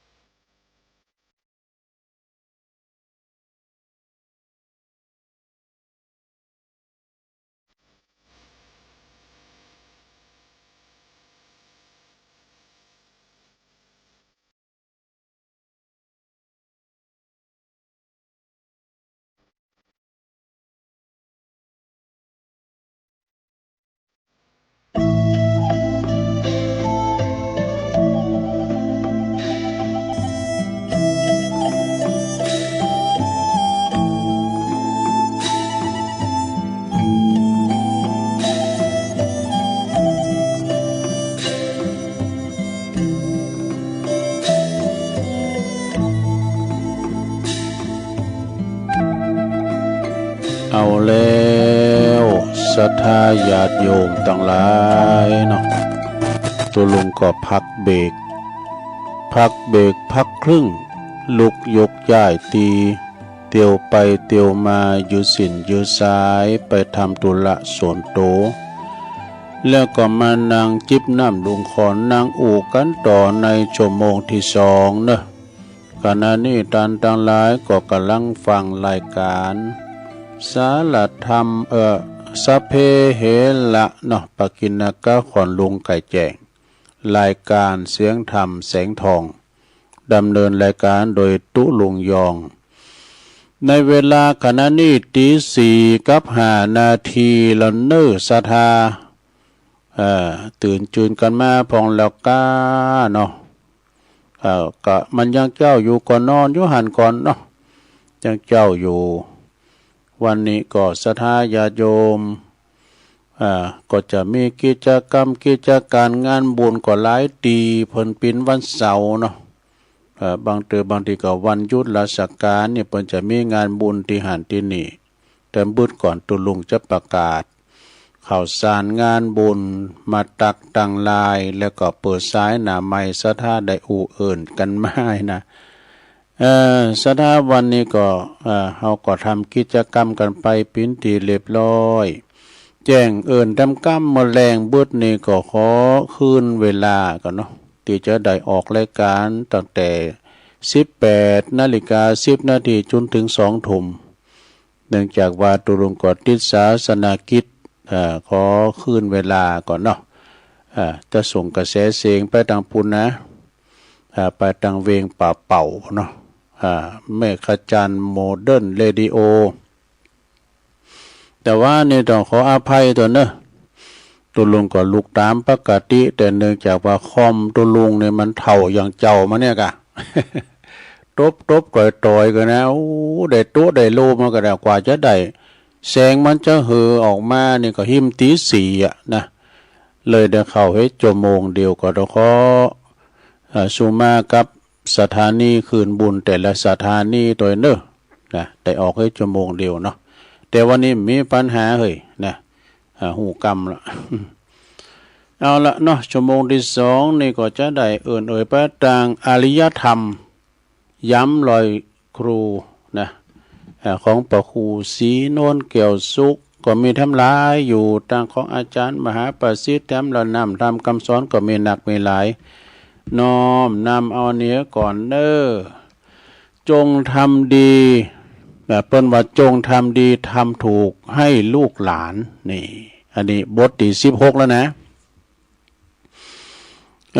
เรื่องน่าโกรธนะคือน่าโกรธเกลียดนี่นะโกรธเกลียดนี่อย่าเพราะว่าเฮาอย่าโกรธอย่าโกรธเขาต้องโตเองว่าใจบ่เข้มแข็งความโกรธนั้นมักจะมาแห้งเนอะมันจะมีแห้งบันดาลนะความโกรธนะเวลาโลดฉีดขึ้นหน้าดำหน้าแดงโดถ้าใจบ่แข็งกว่าชนะมันบ่ได้นะพระพุทธเจ้าเพิ่นตรัสสอนไว้ว่าถ้าเฮาโกรธเขาก็เฮาก็โง่สอนเท่านั้นนะเฮาก็โง่2 เท่าโง่2 เท่าเมื่อว่าเฮาโกรธผู้อื่นก็จะมีผู้อื่นนั่นมาโกรธเฮามากกว่าเฮาถึง2 เท่านะมาโกรธเฮาเขาก็โกรธเฮาหนักเสียอีกนี่นะเฮาโชคดีที่ได้เกิดมาเป็นคนไทยได้พบพระพุทธศาสนาชาติไทยเฮาบ่เคยเป็นเมืองขึ้นของประเทศใดก็เพราะว่าเฮามีองค์พระมหากษัตริย์ทุกพระองค์มีพระปรีชาสามารถเป็นยอดเยี่ยมสามารถนำชาติไทยเฮาพ้นจากเพศภัยได้ทุกครั้งนี่นะเมื่อชาติมีเพศภัยมาคุกคามนะฉะนั้นหากว่าเฮาเจ้าปุดคิดคดทรยศกดโกงจาดนี่นะเนาะหรือว่าเงินทองของแผ่นดินนี่นะเป็นราชการก็ตามเนาะซึ่งก็ราษฎรได้มาจากราษฎรที่เพิ่นเสียภาษีอากรเหอะนะแล้วก็นับเป็นบาปกรรมมากเลยดอกจะหันผลใดในชาตินี้นะบ่ต้องรอหือชาติหน้าก็คือคนนั้นก็จะบ่ได้จดจ่ายเงินจะบ่ได้จ่ายเงินที่เขาโกงมาสักเท่าใดดอก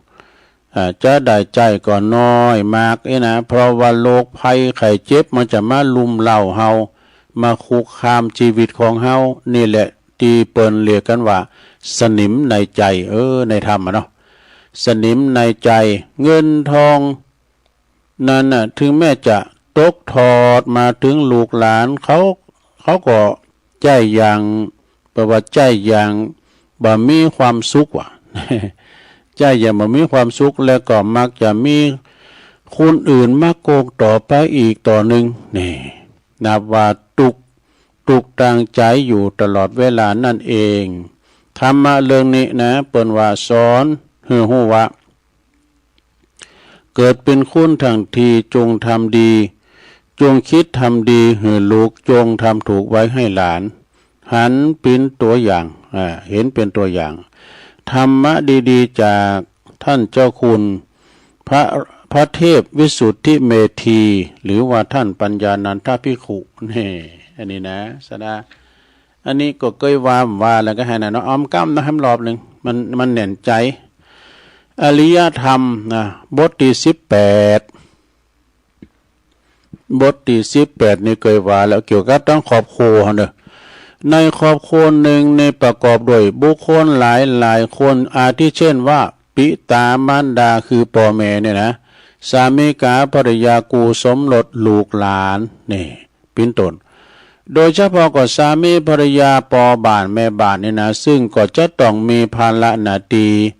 ที่จะต้องประพฤติปฏิบัติต่อกันเพื่อความเจริญมั่นคงในระบบของครอบครัวในสถาบันของชุมชนหมู่บ้านนี่เปิ้นว่าแม่บ้านภรรยานี่นอกจากจะปฏิบัติหน้าที่โดยตรงแล้ว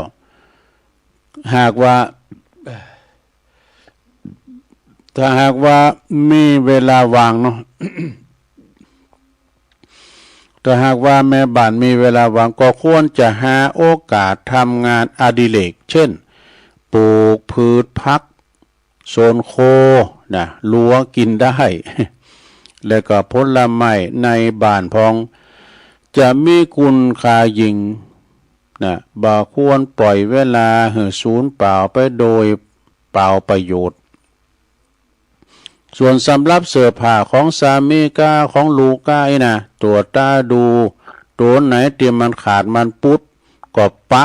นะหรือว่าปะมาปะซุ่นนี่นะหรือว่าถ้าเสื้อผ้าอันใดมันกลับก็ขยายออกถ้ารวมลงไปก็ยิบเห็ดเข้ามาตามห้อยก็จะสามารถใจได้ไปทำนานวันนี่เป็นการประหยัดได้ดีอีกวิธีหนึ่งนะแม่บ้านก็บักกวนที่จะไปเที่ยวเตะไปหันไปนี่ไปบ้านโน้นไปบ้านนี้เวลามันหมดไปเป็นวันนะบางทีได้ล่องได้เรื่องหายเรื่องดีเนาะได้เรื่องหายตั้งนอกเอามาเล่าสู่ในครอบครัวเขาก็พิษกันนะเนี่ยนะบ้านจองหอเฮิรนก็ควรจะมันทำความสะอาดเจ็ดถูห้องนอนห้องน้ำห้องส้มห้องครัวเมื่อบ้านเฮาสะอาดก็ทำให้สายตาสบายใจอาหารก็อร่อยตันบ่ต้องวิตกว่าปอบ้านจะไปกินที่อื่นกินที่บ้านเนาะเขาจะบ่ยอมไปไหนหรอกแม่แต่ลูกๆทุกคนก็จะมีความสุขทุกท่วนหน้านี่ธรรมะดีๆของท่านปัญญานันทภิกขุทำแล้วนะศรัทธาอันนี้อาจารย์ปอคูศรีโนนเปิ้นเอามาร้อยเรียงไว้เนี่ยมีแถมบทหนึ่ง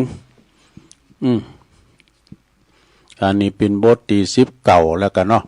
อริยธรรมย้ำรอยครูนี่ก็แปลว่าอริยธรรมของชีวิตเฮานี่นะพระพุทธเจ้าเปิ้นได้ตรัสสอนว่าการเกิดมาเป็นมนุษย์นี่เป็นลาภอันประเสริฐเนอะสดาเขาเกิดเป็นคุณในอยากนะแต่เขาเกิดได้เป็นคุณเป็นมนุษย์ในแสนอยากแล้วก็ประเสริฐด้วยคันได้เกิดมาเป็นคุณเนี่ยนะเพราะว่ากว่าที่เขาจะเกิดมาเป็นมนุษย์เนี่ยก็ต้องเวียนว่ายตายเกิดนะจับเตก็เป็นสัตว์ตาลิสารพองทุกชนิดนะบ่มีกี่ภพกี่ชาติบ่ฮู้นะ บางทีก็เกิดในสวรรค์ สวรรค์มีถึง6เจนกันเนอะสนะเนอะบ่ฮู้ว่าจะกี่ข้างกี่หนนะเกิดบุญสวรรค์ก็ดีฉะนั้นเมื่อเกิดมาเป็นมนุษย์ก็แล้วก็สมควรที่จะต้องประพฤติปฏิบัติตนโตหือเฮาหือสมกับความที่เป็นมนุษย์ที่มีคุณค่ามีคุณธรรมที่ดีอย่างสมบูรณ์นี่แล้วเพิ่นก็บอกว่าพ่อแม่ก็คือพระพรหมของลูกเนอะพระอรหันตาของลูกพระเจ้าคินของลูก พระในบ้านเนาะพ่อแม่นี่นะซึ่งก็เป็นทุลภบุคคลเป็นบุคคลที่หาได้ยากตันหักแล้วก็ห่วงใยลูกตลอดเวลาเด้อนะแม่ว่าท่านจะแก่จะเฒ่าก็ยังอวยพรหือตายไปแล้วตันก็ยังคงหักแล้วก็คุ้มครองรักษาบ้านทรัพย์สมบัติของลูกอยู่ตลอดเวลานี่ดังนั้นก็ขอให้ลูกกราบล้ำลึกนึกถึงบุญคุณของปิตามารดาพ่อแม่ท่านทุกคืนเนอะก่อนรับก่อนนอนก็ไหว้คุณพระพุทธพระธรรมพระสงฆ์คุณปิตามารดาจะเกิดความเป็นสิริมงคลกับลูกเป็นอย่างยิ่งนี่เฮาตกตุกได้ยากะเจ็บป่วยเมื่อยไข้กะกึดกะหาพ่อหาแม่เนาะกึดหากะพ่อกะแม่บางคนเจ็บไข้ได้พยานห้องปอคืนหงห้องแม่คืนหงนะป้อแม่ห้องนะเปิ้นละเมอนะเปิ้นว่าซะนะห้องหาพ่อหาแม่เนี่ยพ่อแม่นี่เมื่อยามทันยังมีชีวิตอยู่นี่นะขอให้ลูกปฏิบัติทันเนอะหักทันเอาอกเอาใจทันอย่างใกล้ชิดลูกก็จะบ่เสียใจในภายหลังท่านจากเข้าไปแล้วเนาะยามท่านแก่ชราก็ขอให้ลูกปฏิบัติต่อท่านอย่างใกล้ชิดเนอะเวลาท่านเจ็บป่วยก็ไปรักษาที่โรงยาโรงพยาบาลจงอย่าละเลยปล่อยปละละเลยไหว้กับคุณหมอก็คุณพยาบาลจนเกินไปนี่ต้องช่วยพาละทันเพราะว่าหมอเนี่ยตังหมอในโรงพยาบาลนี่นะสระปนบ่เจอก็มีคุณไข้เฉพาะกระปอกระเมเฮาเพียงคนเดียวนะลูกอย่าลืมว่าใบหน้าของลูกเนี่ยเสมือนปิญญาติบขนานเอกคือปอคือแม่เนาะซะนะเวลาปอแม่เจ็บไข้บ่สบายไปนอนห้องยุกห้องยาลูกบ่มีหลายคุณเนาะซะเด้อเปิ้นปันเวียนกันไปนะไปนอนเฝ้าห้องยาพุ่นน่ะวันนี้บ่ายเก้ามึงไปเด้อพวกนี้อีกคำตายเว้นมึงเด้อ แต่วันนี้ก็มแก้วยิงไปได้วันนี้นะเนี่ย เปิ้นปันเว้นกันร่วมก่อนเนาะไปนอนห้องอยู่ห้องยาแล้วเวลาเปิ้นเอาไปเช็ดไว้ที่ห้องยาเช็ดเล็ดได้หรอมีไผไปอยู่ไปใจเนี่ยขอนมีเฮ็ดเลย มันเลาะเข้านี่แล้วแหละขอนมีเฮ็ดนี่นะแหละเนี่ยมีเฮ็ดก็ตามเนี่ยเพราะว่าปิ้นปอปิ้นเมเฮาเนี่ยเปิ้นว่าไปเถอะนะบุญบารมีเด้อไผได้ใจใส่พ่อแม่อย่ามาเบิ่นเจ็บป่วยเมื่อยไข้อุ้มลูกปุกนอนเจ็ดเนื้อเจ็ดโตป้อนน้ำป้อนข้าวบัดลังเกตเดี๋ยวฉันซักผ้าขี้สีผ้าเยียวนะโธ่ลูกคุณนั่นนี่ตึงตกน้ำบ่ไหลตกไฟบ่ไหม้บารมีน่ะมันจะมาคุ้มครองเฮาเด้อนะจะเจริญการกรุงรุ่งเรืองไปลืมกุลบุญของพ่อแม่เนี่ยเปิ้นว่าเฮือนเจ้าตุงทองบ่ว่าฮือจะไปเข้าวัดยามมื้อแก่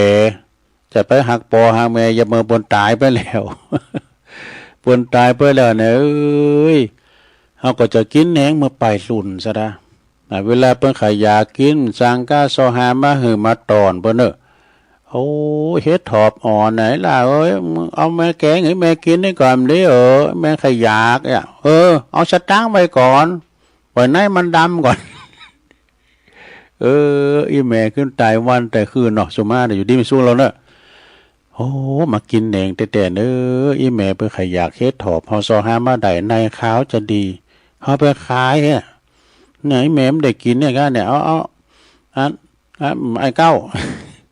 เอาไปเอาแกงอันเฮ็ดถอบเอาไว้หลังกลมไว้ต่อยกกแม่เอ้ยเฮ็ดถอบอ่อนไม่นี่เลยมันใบแมงมุมหัวเขียวเป่าทรงๆได้กินหมดนี่เนาะสรุปเลยเนาะสรุปว่าพระคุณของพ่อแม่มีอเนกอานันต์บ่สามารถนำมากล่าวให้หมดสิ่งใดณที่นี้นะจึงขอยุติไว้โดยทำคำคมว่าจงทำดีไว้ให้ลูกจงทำถูกไว้ให้หลานนะจงทำตนให้เป็นตัวอย่างดีๆของชุมชนคนรุ่นหลังต่อไปนี่ธรรมะดีๆจากท่านเจ้าคุณพระเทพวิสุทธิเมธีหลวงพ่อนันปัญญานันทภิกขุนี่สนะเรียบเรียงโดยพระครูศรีโนนแก้วสุขเฮานี่นะมีทำบทหนึ่งสนะญาติโยมเอาทำบทหนึ่งก็คงจะป้องกันเวลาเนาะพอตุลุงก็มีข่าวสารเงินบุญหลายอยู่นะอริยธรรมนะจงเลือกทำแต่กรรมที่ดีอันนี้บทที่สาวตะตึกสาวเนี่ยกันเด้อต่อไปตัณหาเขาก็ว่าบทที่21คำนี้เนาะ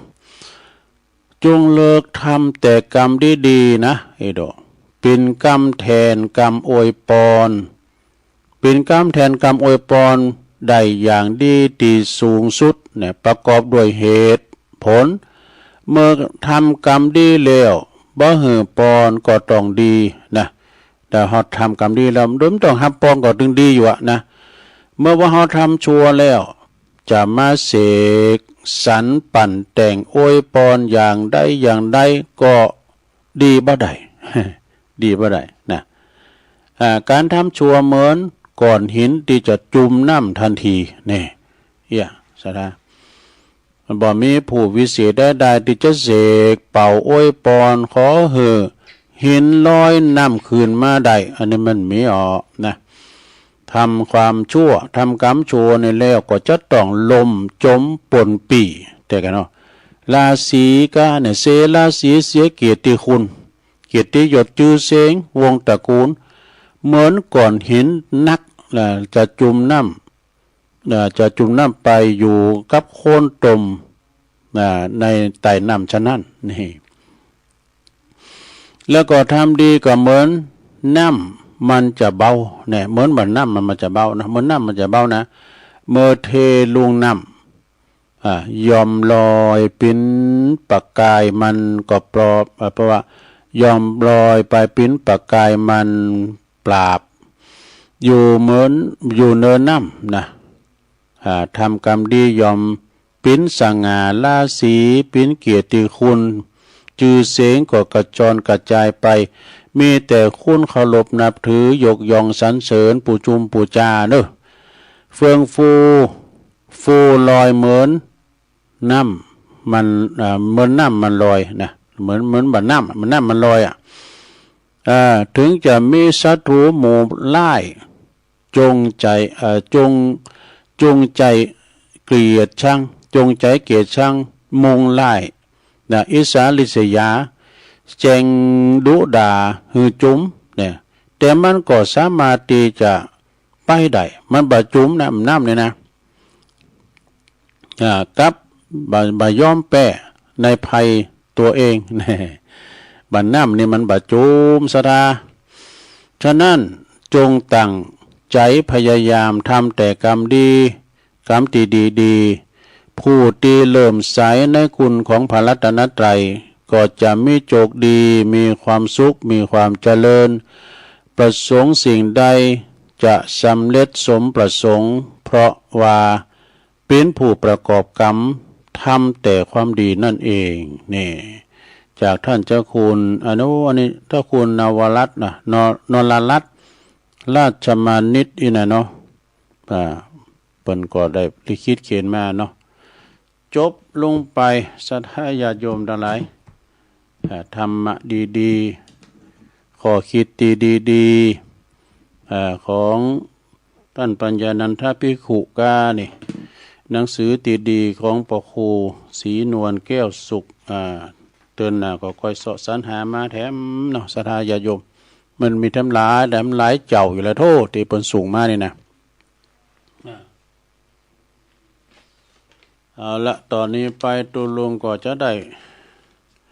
ขออนุญาตประกาศข่าวสารงานบุญกันเนอะ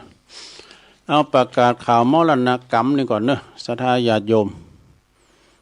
ก็โดยว่าตุปีท่านพระอาจารย์ปรีชาปัญญาปทีโปตุลุงพลเนอะเปิ้นได้อายุ67พรรษา24ดอกเป็นมหาเถระนะตุลุงพลเปิ้นสมัยเนี่ยเปิ้นจะประชุมเพลิงศพนาดิลานวัดสุวรรณวิหารเนาะเปิ้นเสียแก่ชีวิตไปตำบลนครเจดีย์วันที่15วันพุธแล้วกันเนอะวันนี้คืนสุดท้ายไปฟังเทศน์ฟังธรรมกันเนอะพวกนี้ก็เวลา10 โมงก็จะได้ประกอบพิธีละนะใครจะไปรับเป็นเจ้าภาพสังฆทานชุดเล็ก500 บาทชุดใหญ่ก็ 1,000 บาทนะหรือว่าจะไปออกโครงตาน้อมผูกก็ดีวันนี้ก็ดีก็เจิญกันได้เนอะเรียนเจิญกันได้เนาะไปกินแป้ตานกันไปแสดงความอาลัยในการจากไปของตุลุงพลกับตุลุงเนี่ยอายุก็รุ่นราวเขาเดียวกันนะแล้วก็เป็นคนที่ว่ามิตุกมิโศกเนี่ยไปปักกันในงานต่างๆไปปักกันข้างสุดท้ายของงานเขากรรมสุสานป่าจ้าวัดบ้านเหล่าซันปิงนะนางอู่กันสเตอร์เป็นปากกาดอนแหละเปิ้นก็อู่ชื่อว่าประวัติของเปิ้นนะก่อนนี่เปิ้นเป็นคุณบาทเพราะว่ามีคุณจ่างต้าไปนอนป่าแฮวอ่ะนะเปิ้นก็ไปนอนได้นะไปนอนเพื่อกล่อมโกมซะผมก็ไปแล้วก็ไปแล้วก็เจอกับฝุ่นตกอ่ะเปิ้นมาส่องอื่นก็เนี่ยเปิ้นยังมาหันใส่เปิดอู่นะตุปีชานะแต่ตุปีพลแล้วก็อันเปิ้นไปคุ้นโกมสังเปิ้นก็ฟังรายการตุลุงนะเพราะว่าโอ้ฟังรายการดูว่าวิทยุผมรู้ไปเขินกับวิทยุจนรู้ไปเขินนี่ว่าเปิ้นจังปะนะแล้วก็เปิ้นก็เป็นคืนสุดท้ายเนอะคืนนี้นะนามสกุลเปิ้นปัญโยกิจกันเนอะตระกูลใหญ่นะเนี่ยปัญโยกิจเปิ้นเป็นคุณบ้านสุวรรณวิหารไม่เอาฉะนั้นวันพรุ่งนี้เปิ้นก็จะส่งสาขาต้านขาเปิ้นจะประชุมเพลิงก็ไปกินแป้ตานกันเนอะที่วัดสุวรรณวิหารเนอะตุปีบินจันเจ้าคณะตำบลเนี่ยเปิ้นก็เป็นประธานในการงานนี้ตัวเนาะอันนี้มาใหม่ขอเชิญรวมตำบลทอดผ้าป่าสามัคคีจะซื้อเต้นไว้กับวัดเนาะแล้วก็จะมีการส่งน้ำพระธาตุส่งน้ำพระเจ้าอมลิ้นโดยนะที่วัดพระเจ้าอมลิ้นเนอะในวันติดที่29 มิถุนาเวลา13:39เนอะอันนี้ก็ตั้งชมรมสกายว208นะประกาศถึงเปิ้นแล้วเนาะศรัทธาแล้วงานต่อไป18-19 มิถุนานี่ก็ส่งน้ำพระธาตุที่วัดเกาะคาหนองโบเนอะตำบลตาตุมอำเภอป่าซางเปิ้นจะมีงานในวันที่18-19นะเกาะคาหนองโบปลำเซียนปลำมาเขาเนอะปหลวงบุญส่งปัญญาพัฒน์เขานะที่เกาะคาหนองโบมีแข่งกองหลวงมีซอมีย้อนยุกด้วยเนอะแล้วก็วันที่17-18ก็ที่วัดหลวงสิเตตัวเนอะวัดสลิเตอำเภอบ้านหงเนาะตำบลสิเตอำเภอบ้านหงก็จะมีวันนั้นโดย17-18 มิถุนาแล้วก็วันวัดมอนพนอนมอนจางมาตำบลมะกอกด้วยเนอะพวกอำเภอป่าซางวัดนำบ่อหลวงวานารามโดยเนอะก็จะมีกันโหหลายกับวันเดินนั่นนะวันที่17-18นะวัดพระพุทธบาทอุดมด้วยกันเนาะวัดหลวงพ่อด้วยนะเมืองฝางกันเนอะก็ไปกินแป้ตานส่งน้ำพระธาตุกันที่วัด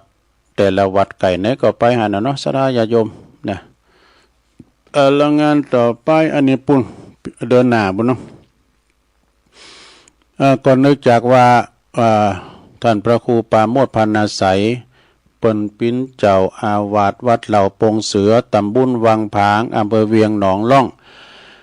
ได้รับพระราชทานเตียนพรรษาจากทูลกระหม่อมหญิงอุบลรัตนราชกัญญาสิริ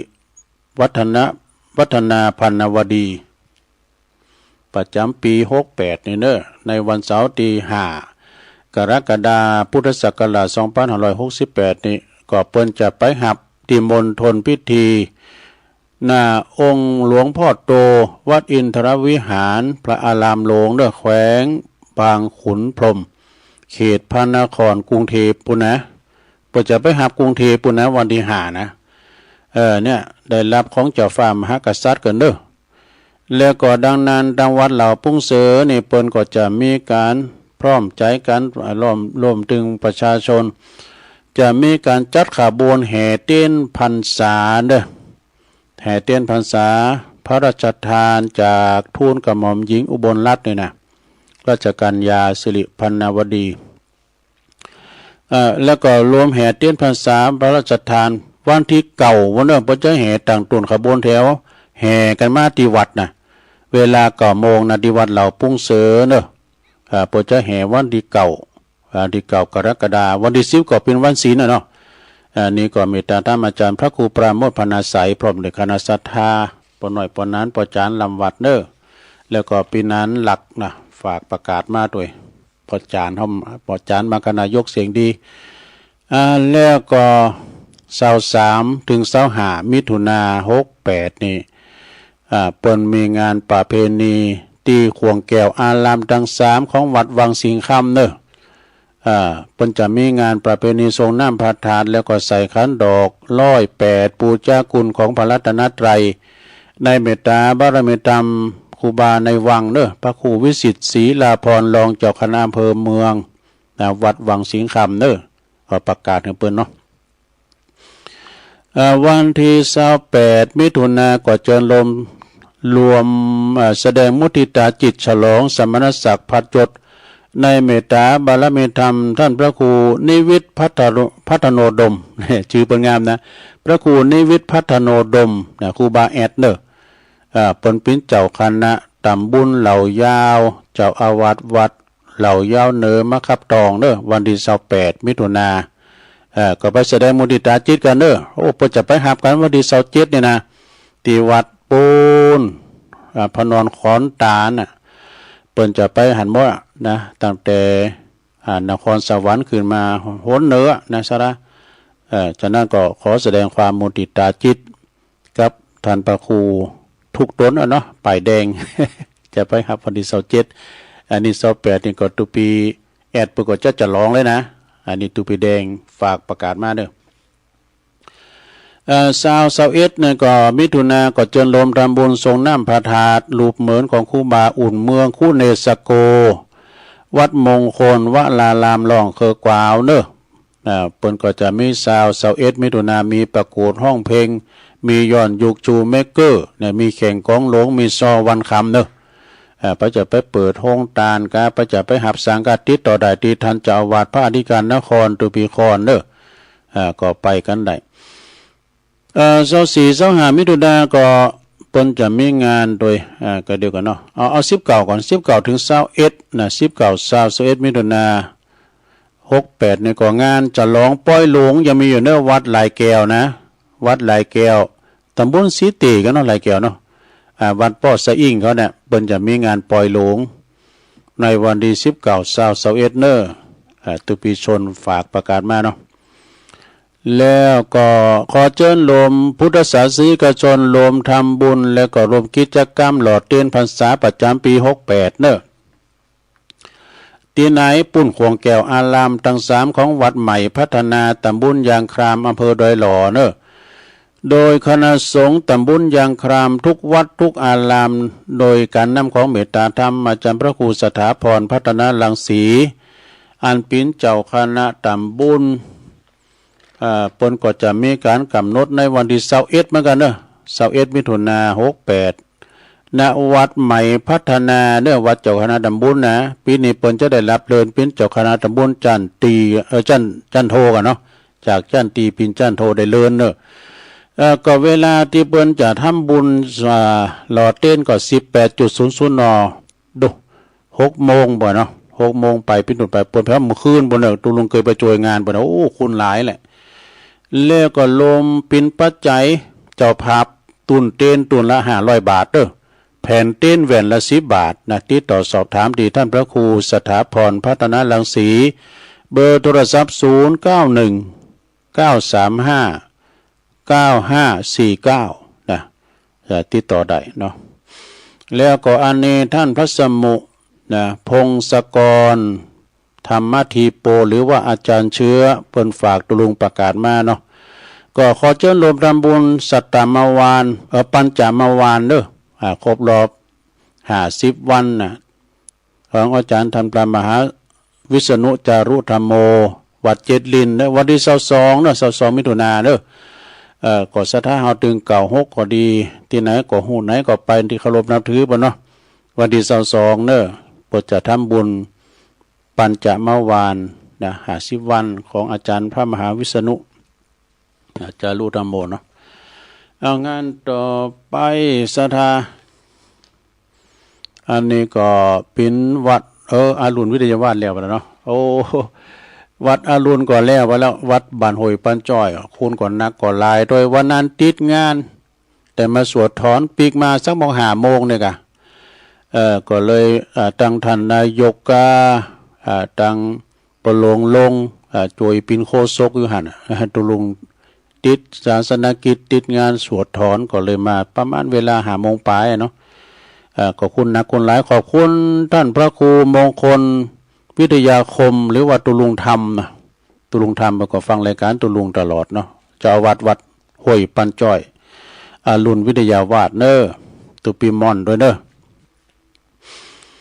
เจิญโลมทำบุญทรงน้ำพระธาตุเนาะแล้วก็กูอัฐิของครูบาอดีตเจ้าอาวาสวัดต้นพึ่งประจำปีพุทธศักราช2568เนอะก็จะมีการเจริญพระพุทธมนต์แล้วก็ทรงน้ำพระธาตุตุนพึ่งตลอดวันน่ะเริ่มตั้งแต่วันที่24 25เนาะเพิ่นเดินดับพอดี24 25เนอะที่วัดตุนพึ่งหนองหลองนะเพิ่นก็จะมีมหรสพมีซอก็มีหยังก็โตหนักหลายนะเมื่อคืนก็จะมีแผ่วโมยบ่ท่านมหาธีรพันธ์ธีรกิติปริญธรรมเก่าประโยคเจ้าคณะตำบลหนองหล่องเจ้าวัดตุนพึ่งพร้อมโดยตั้งปโลงเขาเนาะกรรมการลำวัดเฒ่าแก่หนุ่มกำจะยิงเปิ้นมีถึง3 หมู่กันนะโตคุณเปิ้นหนักเปิ้นหลายเน้อที่วัดตุนพึ่งนี่นะแล้วก็มันตรงกันตึงที่วัดหนองเงิกก็มีประชากรเป็น500 700ก็เนาะเป็นเท่าหลายร้อยเนาะแต่เพิ่มจะแยกหมู่บ้านนะเพิ่นเป็นบ้านเดียวแก่เดียวนะก็วัดหนองเงิกก็เพิ่นก็จะมีทรงน้ำพระธาตุประจำปีเหมือนกันเด้อแล้ววันที่24เนี่ยเพิ่นจะมีทำบุญทักษิณาอุทิศบุญกุศลแด่บรรพชนญาติพี่น้องที่ลงลับไปที่วัดหนองเงิกเด้อวันที่24นะก็เวลา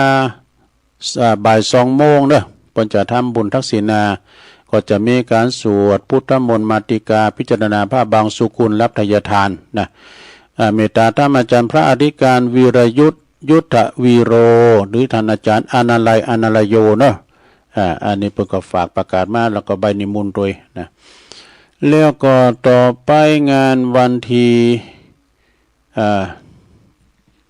อันนี้วัดปุงหู้เนาะวัดปงรูตำบลนครเจดีย์อำเภอป่าซางเพิ่นจะมีงานส่งน้ำพระบรมสารีริกธาตุคาถาประจำปีส่งน้ำกูครูบาเลินด้วยเนอะมาโลตุลุงเลินด้วยในวันที่28พุ่นเนอะ28 มิถุนายนบุนะที่วัดปุงหู้นี่เพิ่นก็จะมีงานวันที่28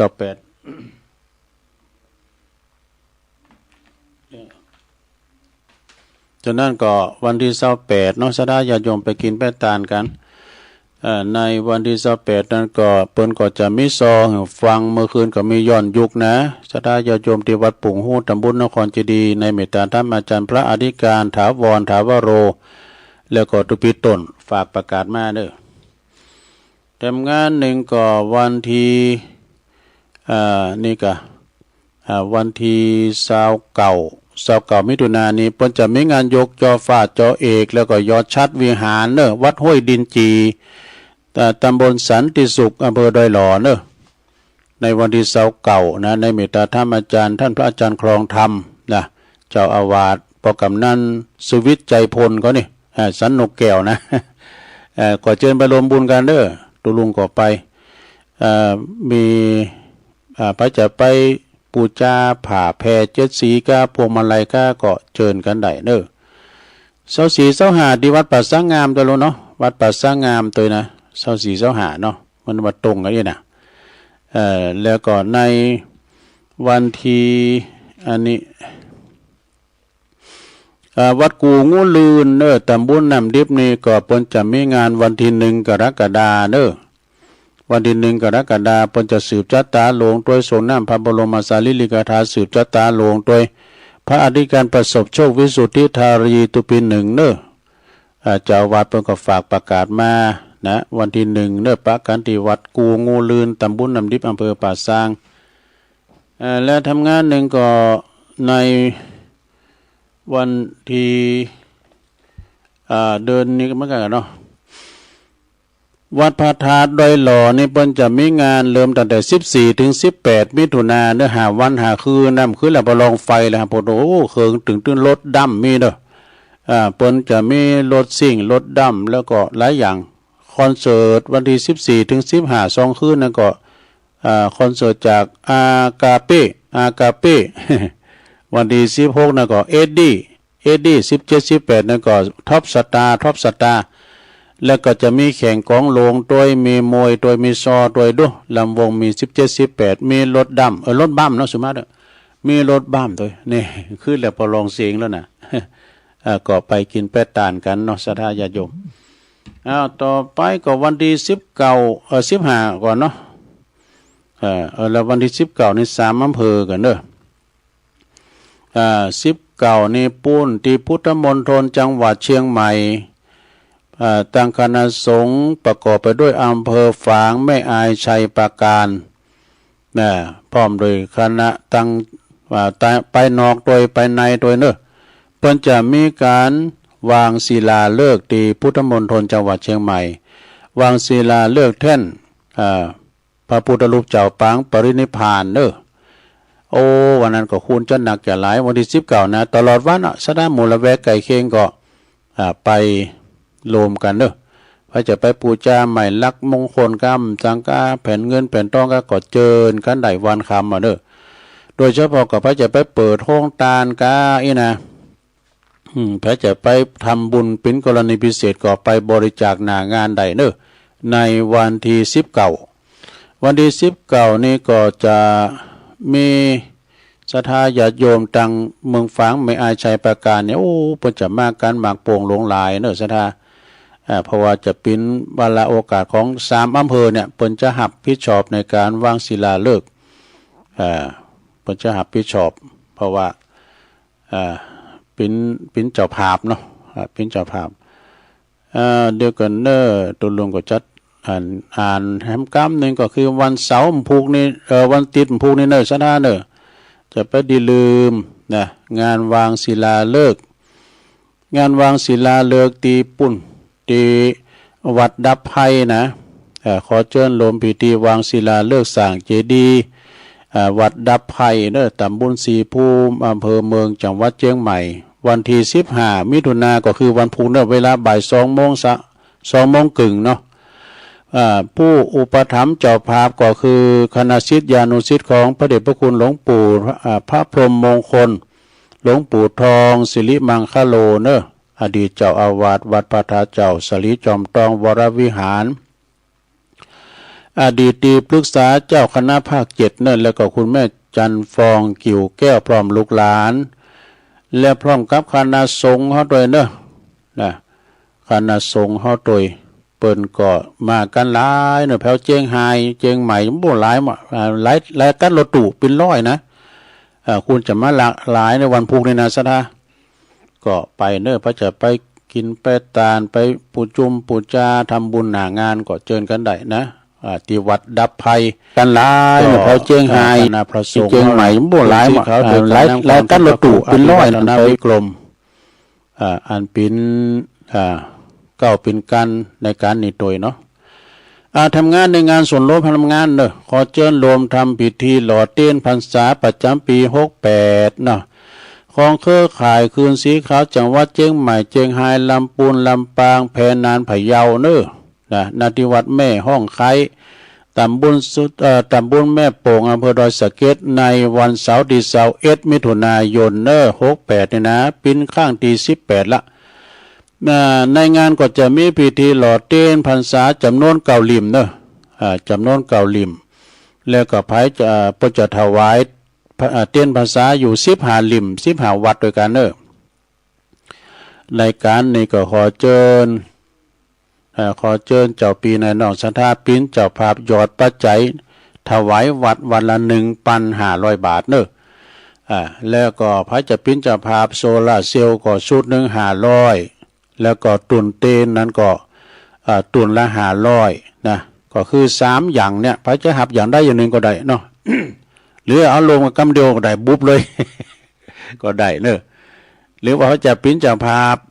พัฒหารเพนเปิ้นก็พระสงฆ์นำเปิ้นจะจัดประจะจัดถวายเพนพระสงฆ์จำนวน30โต๊ะตัวละ 1,000 บาทเนอะ30โต๊ะนี่นะตัวละ 1,000 บาท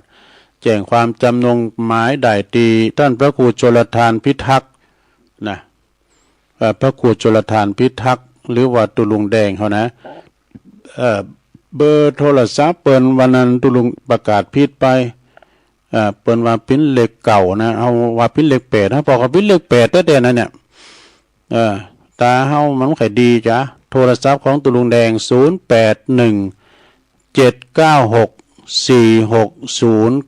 เฮาว่า8อันนี้เปิ้นว่าปิ้นเก่านะเปิ้นก็ว่าแล้วเปิ้นก็มาออกรายการเนาะหรือว่า จะทำบุญแบบออนไลน์นะไปที่ธนาคารกรุงเทพสาขาดอยสะเก็ดเลขบัญชีเปิ้น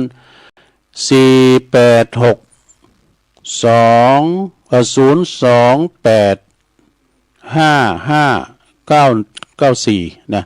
48602855594ได้ตลอดเวลาเนอะตีตุลุงแดงนะสดาญาโยมนะตั้งใดแถมตักตังลายกันเนอสนาตักตังลายก่อนตัวปีเล็กเนอะตัวปีเล็กตัวลุงเล็กก็อยู่พระธาตุน้อยๆเนี่ย เพิ่นก็ตักมาฟังอยู่เนยแล้วแล้วก็ชมลมสกาย73โยมนวลนิชาวชาติฟังอยู่เจ้าแม่หลวงสายฝนจันกุณะอันนี้อยู่บ้านน้องผาขาวหลายปิงเนาะโยมสวรรลักษ์อันนี้เพิ่นอยู่แม่ทะลบปุ่นชัยปาการเนาะยมนวลศิริหินเขียวกับวิชาตุลุงฟังอยู่เจ้าแม่หลวงสุมาลังกาพินนี่ก็อยู่บ้านป่าหาบุญเนอป่าหาปุ่นตำบลเมืองจีบ่เนาะไปตำปูนก็เอิ้นไปตังป้อมะลิแม่ลอยเขาก็ฟังอยู่ต่างกันปุ่นนะแล้วก็ต่อไปก็มียงยุทธมณีวันฟังจากบ่อให้ลำปางฟังอยู่เนอบุญส่งจากลำปางไหวสานะครับเนอแม่อัมพรจากแตนดอกไม้จอมตองเนาะโยมจากดอยน้อยพัฒนาหนองหานสันทรายฟังอยู่แล้วก็มีพระครูสุจินธรรมานุวัตรหรือวัดตุปีชาเจ้าคณะตำบลโมงหน่อยเจ้าวัดปัตตานไหวสานะครับเด้อแล้วก็มีโยมยุพินหอมมาลาอันนี้เพิ่นฟังจากบ้านแม่โยกเนอะบ้านแม่โยกเพิ่นก็ฟังกันหลายเนาะศรัทธาญาติโยมบ้านแม่โยกนะเพิ่นก็ฟังกันหนักกันหลายก็จะมีแถวแม่ป่าซิวในจิตอาสาด้วยปันไม่โยกนะโอ้ปัดซิวก็ฟังตลอดแล้วก็มีอุ้ยสาวคุ้มตะวันก็ฟังอยู่เนอะฟังอยู่มีโอ้แม่ครูเพลินพิษทิพย์พึกฟังอยู่นะเจ้าโอ้ขอบคุณแม่ครูเนอะ แล้วก็มีแม่ครูธัญญาทองอิ่มกศนก็ฟังอยู่พอครูแม่ครูเพิ่นก็ฟังกันหลายนะตำรวจทหารเก่าเพิ่นก็ฟังหน่อยซะได้เด้อเพิ่นฟังกันหลายโยมกนกพิชัยนาอันนี้อยู่เมืองฝางพุ่นน่ะห้วยงูในพุ่นนะร้านนาพันธ์ก็ขอบคุณเด้อแล้วก็มนทาทิพย์56มนทาทิพย์เพิ่นก็จะมีงานนะมนทาทิพย์นี่น่ะโอ้เปิ้นจะมีงานนะมนทาทิพย์นี่หลายอย่างเปิ้นจะมีงานปุ้นวันที่5บุญ5กรกฎาคมจะมีสืบจัดตาหลวงจะร้องเจ้าการต่างเจ้าอาวาสไปวัดทั้งหลายอยู่แม่สิรินทิพย์บุญเลิศโดยนี่จบการตักต่างลายเอาละตอนนี้ก็แถม10นาทีซะนะเปิดโอกาสให้ศรัทธาญาติโยมได้โทรกันเข้ามาเนาะมาที่เบอร์089 9556506สายแหลกเข้ามาเจริญปอนเจ้าไหว้ซาเจ้าขออนุญาตมันจะหมดกาละนะเจ้าให้กัมพูชาเมืองปีบ้านน้องจอยกันพบกล่องเมินมาวันนี้14จักเจรจาเตกัมพูชาจักฟ้องศาลก็จักฟ้องศาลก็ยามได้ใจเขาพาวิหารก็ไปฟ้องศาลโลกกันเลยเจ้าก็คงคิดว่าจะได้อย่างเก่าเพราะชนะเฮาเลยนะทั้งนี้เหมือนกันคงฝันไว้ว่าของสารลูกกาขณะเนี่ยเจ้าคงคิดไว้แล้วจะเอาเหมือนเก่าสนะเฮาเจ้าเลี้ยงกาอินดูเจ้าบ้านอยู่อย่างเขาว่าบ่มีเวลาทำมาหากินละอ่อนนักเลงก็ลุกลุงดินถ้าหากได้ยินเสียงปืนเจ้าพอดีขี่โลกอยากได้ของเขาไปโลกลูเอาของคุณมีเจ้าถ้าได้มาแล้วตายเป็นฐานเท่าเอาไปตัวเจ้าบ่ได้เนินนายอยู่เหมือนกันห่ำหันกันไปคือตั้งสมัยเมืองนอกเก่าเจ้าไว้ซาเจ้าเจริญปอนกราบไหว้สาโอ้หลวงพ่อมานิดไหว้สาครับเบอร์ไม่ได้มันกะว่าไม่น้อยจบจะโทรหาตุลุงเลยเนาะสารงานบุญตอบไปเรียบร้อยวันที่21ตุลุงแดงเทศตะวาวอัดน้องเจิญจนท่าก่อนมาก่อนเวลาไปเอวพักผ่อนที่ฮันดีน่ะมันมีหลายอย่างนะตุลุงเนาะมาเยี่ยมมาใจกันมาหันว่ามันไม่ไปห้ามผู้ร้อนแบบอาบน้ำอุ่นในกรรมก็ได้เนาะถ้าวันที่21นี่ผมจะเตรียมทั้งสังฆทานและการเทศไปถวายทุลุงก่อนที่จะเทศทำอันนี้ส่งเข้าอาสานะครับครับเป็นวันที่21ถ้าเป็นไปได้ถ้าทุลุงจะมาผมมาแอบผมจะหักมาก่อนก็ได้เดี๋ยวจะแวะที่นี่ก่อนก็ได้ต้องเนี่ยมาที่มุงเนาะตอนนั้นเรายังมีรถน้ำเลยนะอันพ่อครูแดงเนี่ยนะลุงแดงเนี่ยถ้าเป็นเวลาปุ๊บอยากทำพิธีกันทีเนี่ยเอาเวลาเป็นหมอกเนาะเวลาคนเอาเป๊ะเราเดี๋ยวไปร่วมกันมาหลายงานนี่นะพระสงฆ์องค์เจ้ามาก่อนครบแต่บอกครบก็ได้มันมาแล้วครบ8 รูป9 รูป10 รูปทำเลยนะของน้ำเจริญปอนเนาะศรัทธาญาติโยมทั้งหลายเนี่ยตึงถูกทุกอำเภอดีเข้ามาร่วมพิธีกันเราเตรียมในเดือนครั้งนี้ใหญ่ของวัดหนองไข่มันใกล้กันถึงว่าผมมันเกิน3 กิโลไปมันจะไกลเนาะมันจะไกลกันถ้าเตียวไปบิณฑบาตก็ให้บอลแข่งด้วยหรอกขอบคุณทุลุงเนอะไว้สาครับครับขอรบอย่างลุงครับผมหลวงพ่อมานิถาวโลหอมบุญเนอะเข้ามาใหม่เนอะสายดีมาเจ้ารอมือนะ0899556506วันนี้มะแรงบึดตอนบ่ายก็จะไปปลูกที่วัดพระธาตุดอยหล่อมะแรงบึด6 โมงก็คืนเวลากันเนอะรายการตุลุงเจริญปอนกราบไหว้สาเจ้าตุลุงวันนี้ก็มีบุญแถมวันเนอะตื่นขึ้นมาได้มีลมหายใจได้ไหว้พระ ได้เหมือนยกวัดมาที่บ้านแม่ชุกแก้วศิลาพรสีเตี้ยมันห้องละปุนและเจ้าตุลุงอ๋อได้ฟังได้ไหวพระกับตุลุงธรรมดาเจ้าตีสามมาแล้วเด้อขอบคุณตุลุงเด้อที่ประกาศงานว่าหลวงสีเตี้ยนะเจ้าประกาศถึงวันยินดีแม่ศรีละพรเด้อแม่ศรีเจ้าเพิ่นฟังกันนักกันหลายนะตุลุงเจ้าสายใต้เฮานี่นะเจ้าตุลุงฟังกันนะคะทุกหลังคาเรือนแล้วเจ้าตุลุงเจ้ากับไรสาตุลุงสาธุเจ้าตุลุงโอ้ขอบบ้านใหม่ปออันปอเจ้าปุ่นนาน้อยนาแดงเจริญปอนแม่ไรสาเจ้าตุลุงแม่สีทอนแม่ของเนาะเจ้าวันนี้ชัดเจนดีแน่วันนี้เดินดินถึงแล้วนากันเนาะเจ้าไหว้สาเจ้าเจริญปอนสาธุเจ้า0899556506เจริญปอนไหว้สาครับตุลุงมาแล้วหลายรอบแล้วไว้ชัดเจนเลยเนาะยินดีปนานฟังทำฟังไปเลยๆเขาฟังแล้วมันก็อันตัวนะครับมุ่งใจเอาเสนาได้ฟังทำฟังในที่ในใจก็มันเป็นดีครับเนาะมีชุกเจ็บปวดเป็นยินดีปนานใจเก็บออกมาไปหาความดีในตัวครับสาธุพี่น้องบ้านไกล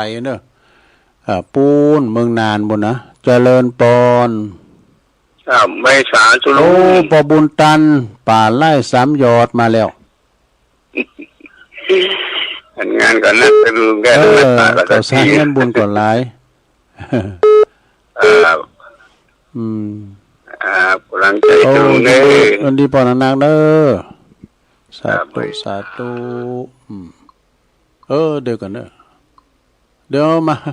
มาใหม่0899556506ศรัทธาญาติโยมก็ข่าวสารงานบุญที่ไหนมีก็ไปกันเนาะไปกันศรัทธาญาติโยมเจริญปอน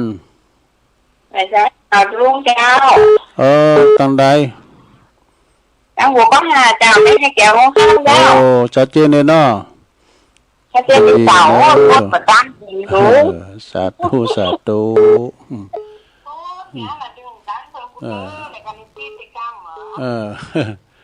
เตือนมันสายมันเหน็ดนะเจริญปอนสาธุเจ้าตุลุงแม่บ้านก็ฟังอยู่ดีมีสุขสาธุ0899556506มีแถมกอจะลงเลยเวลาก็เดี๋ยวก็ฟังรายการเสียงธรรมจากวัดจันทร์ของอาจารย์เนาะของอาจารย์นิคมกันต่อไปศรัทธาญาติโยมตุลุงก็หมดเวลาพอดีนำรายการจากลาศรัทธาไปก่อนขอบคุณสถานีกูคืนด้วยอยู่ดีมีสุขอายุมันควันยืนมีจกมีใจเหมือนกันจุคนจุตันวันพัดหนาป้ากันใหม่จัตตาโลธรรมาวัฏันติอายุวันโนสุขังปะลัง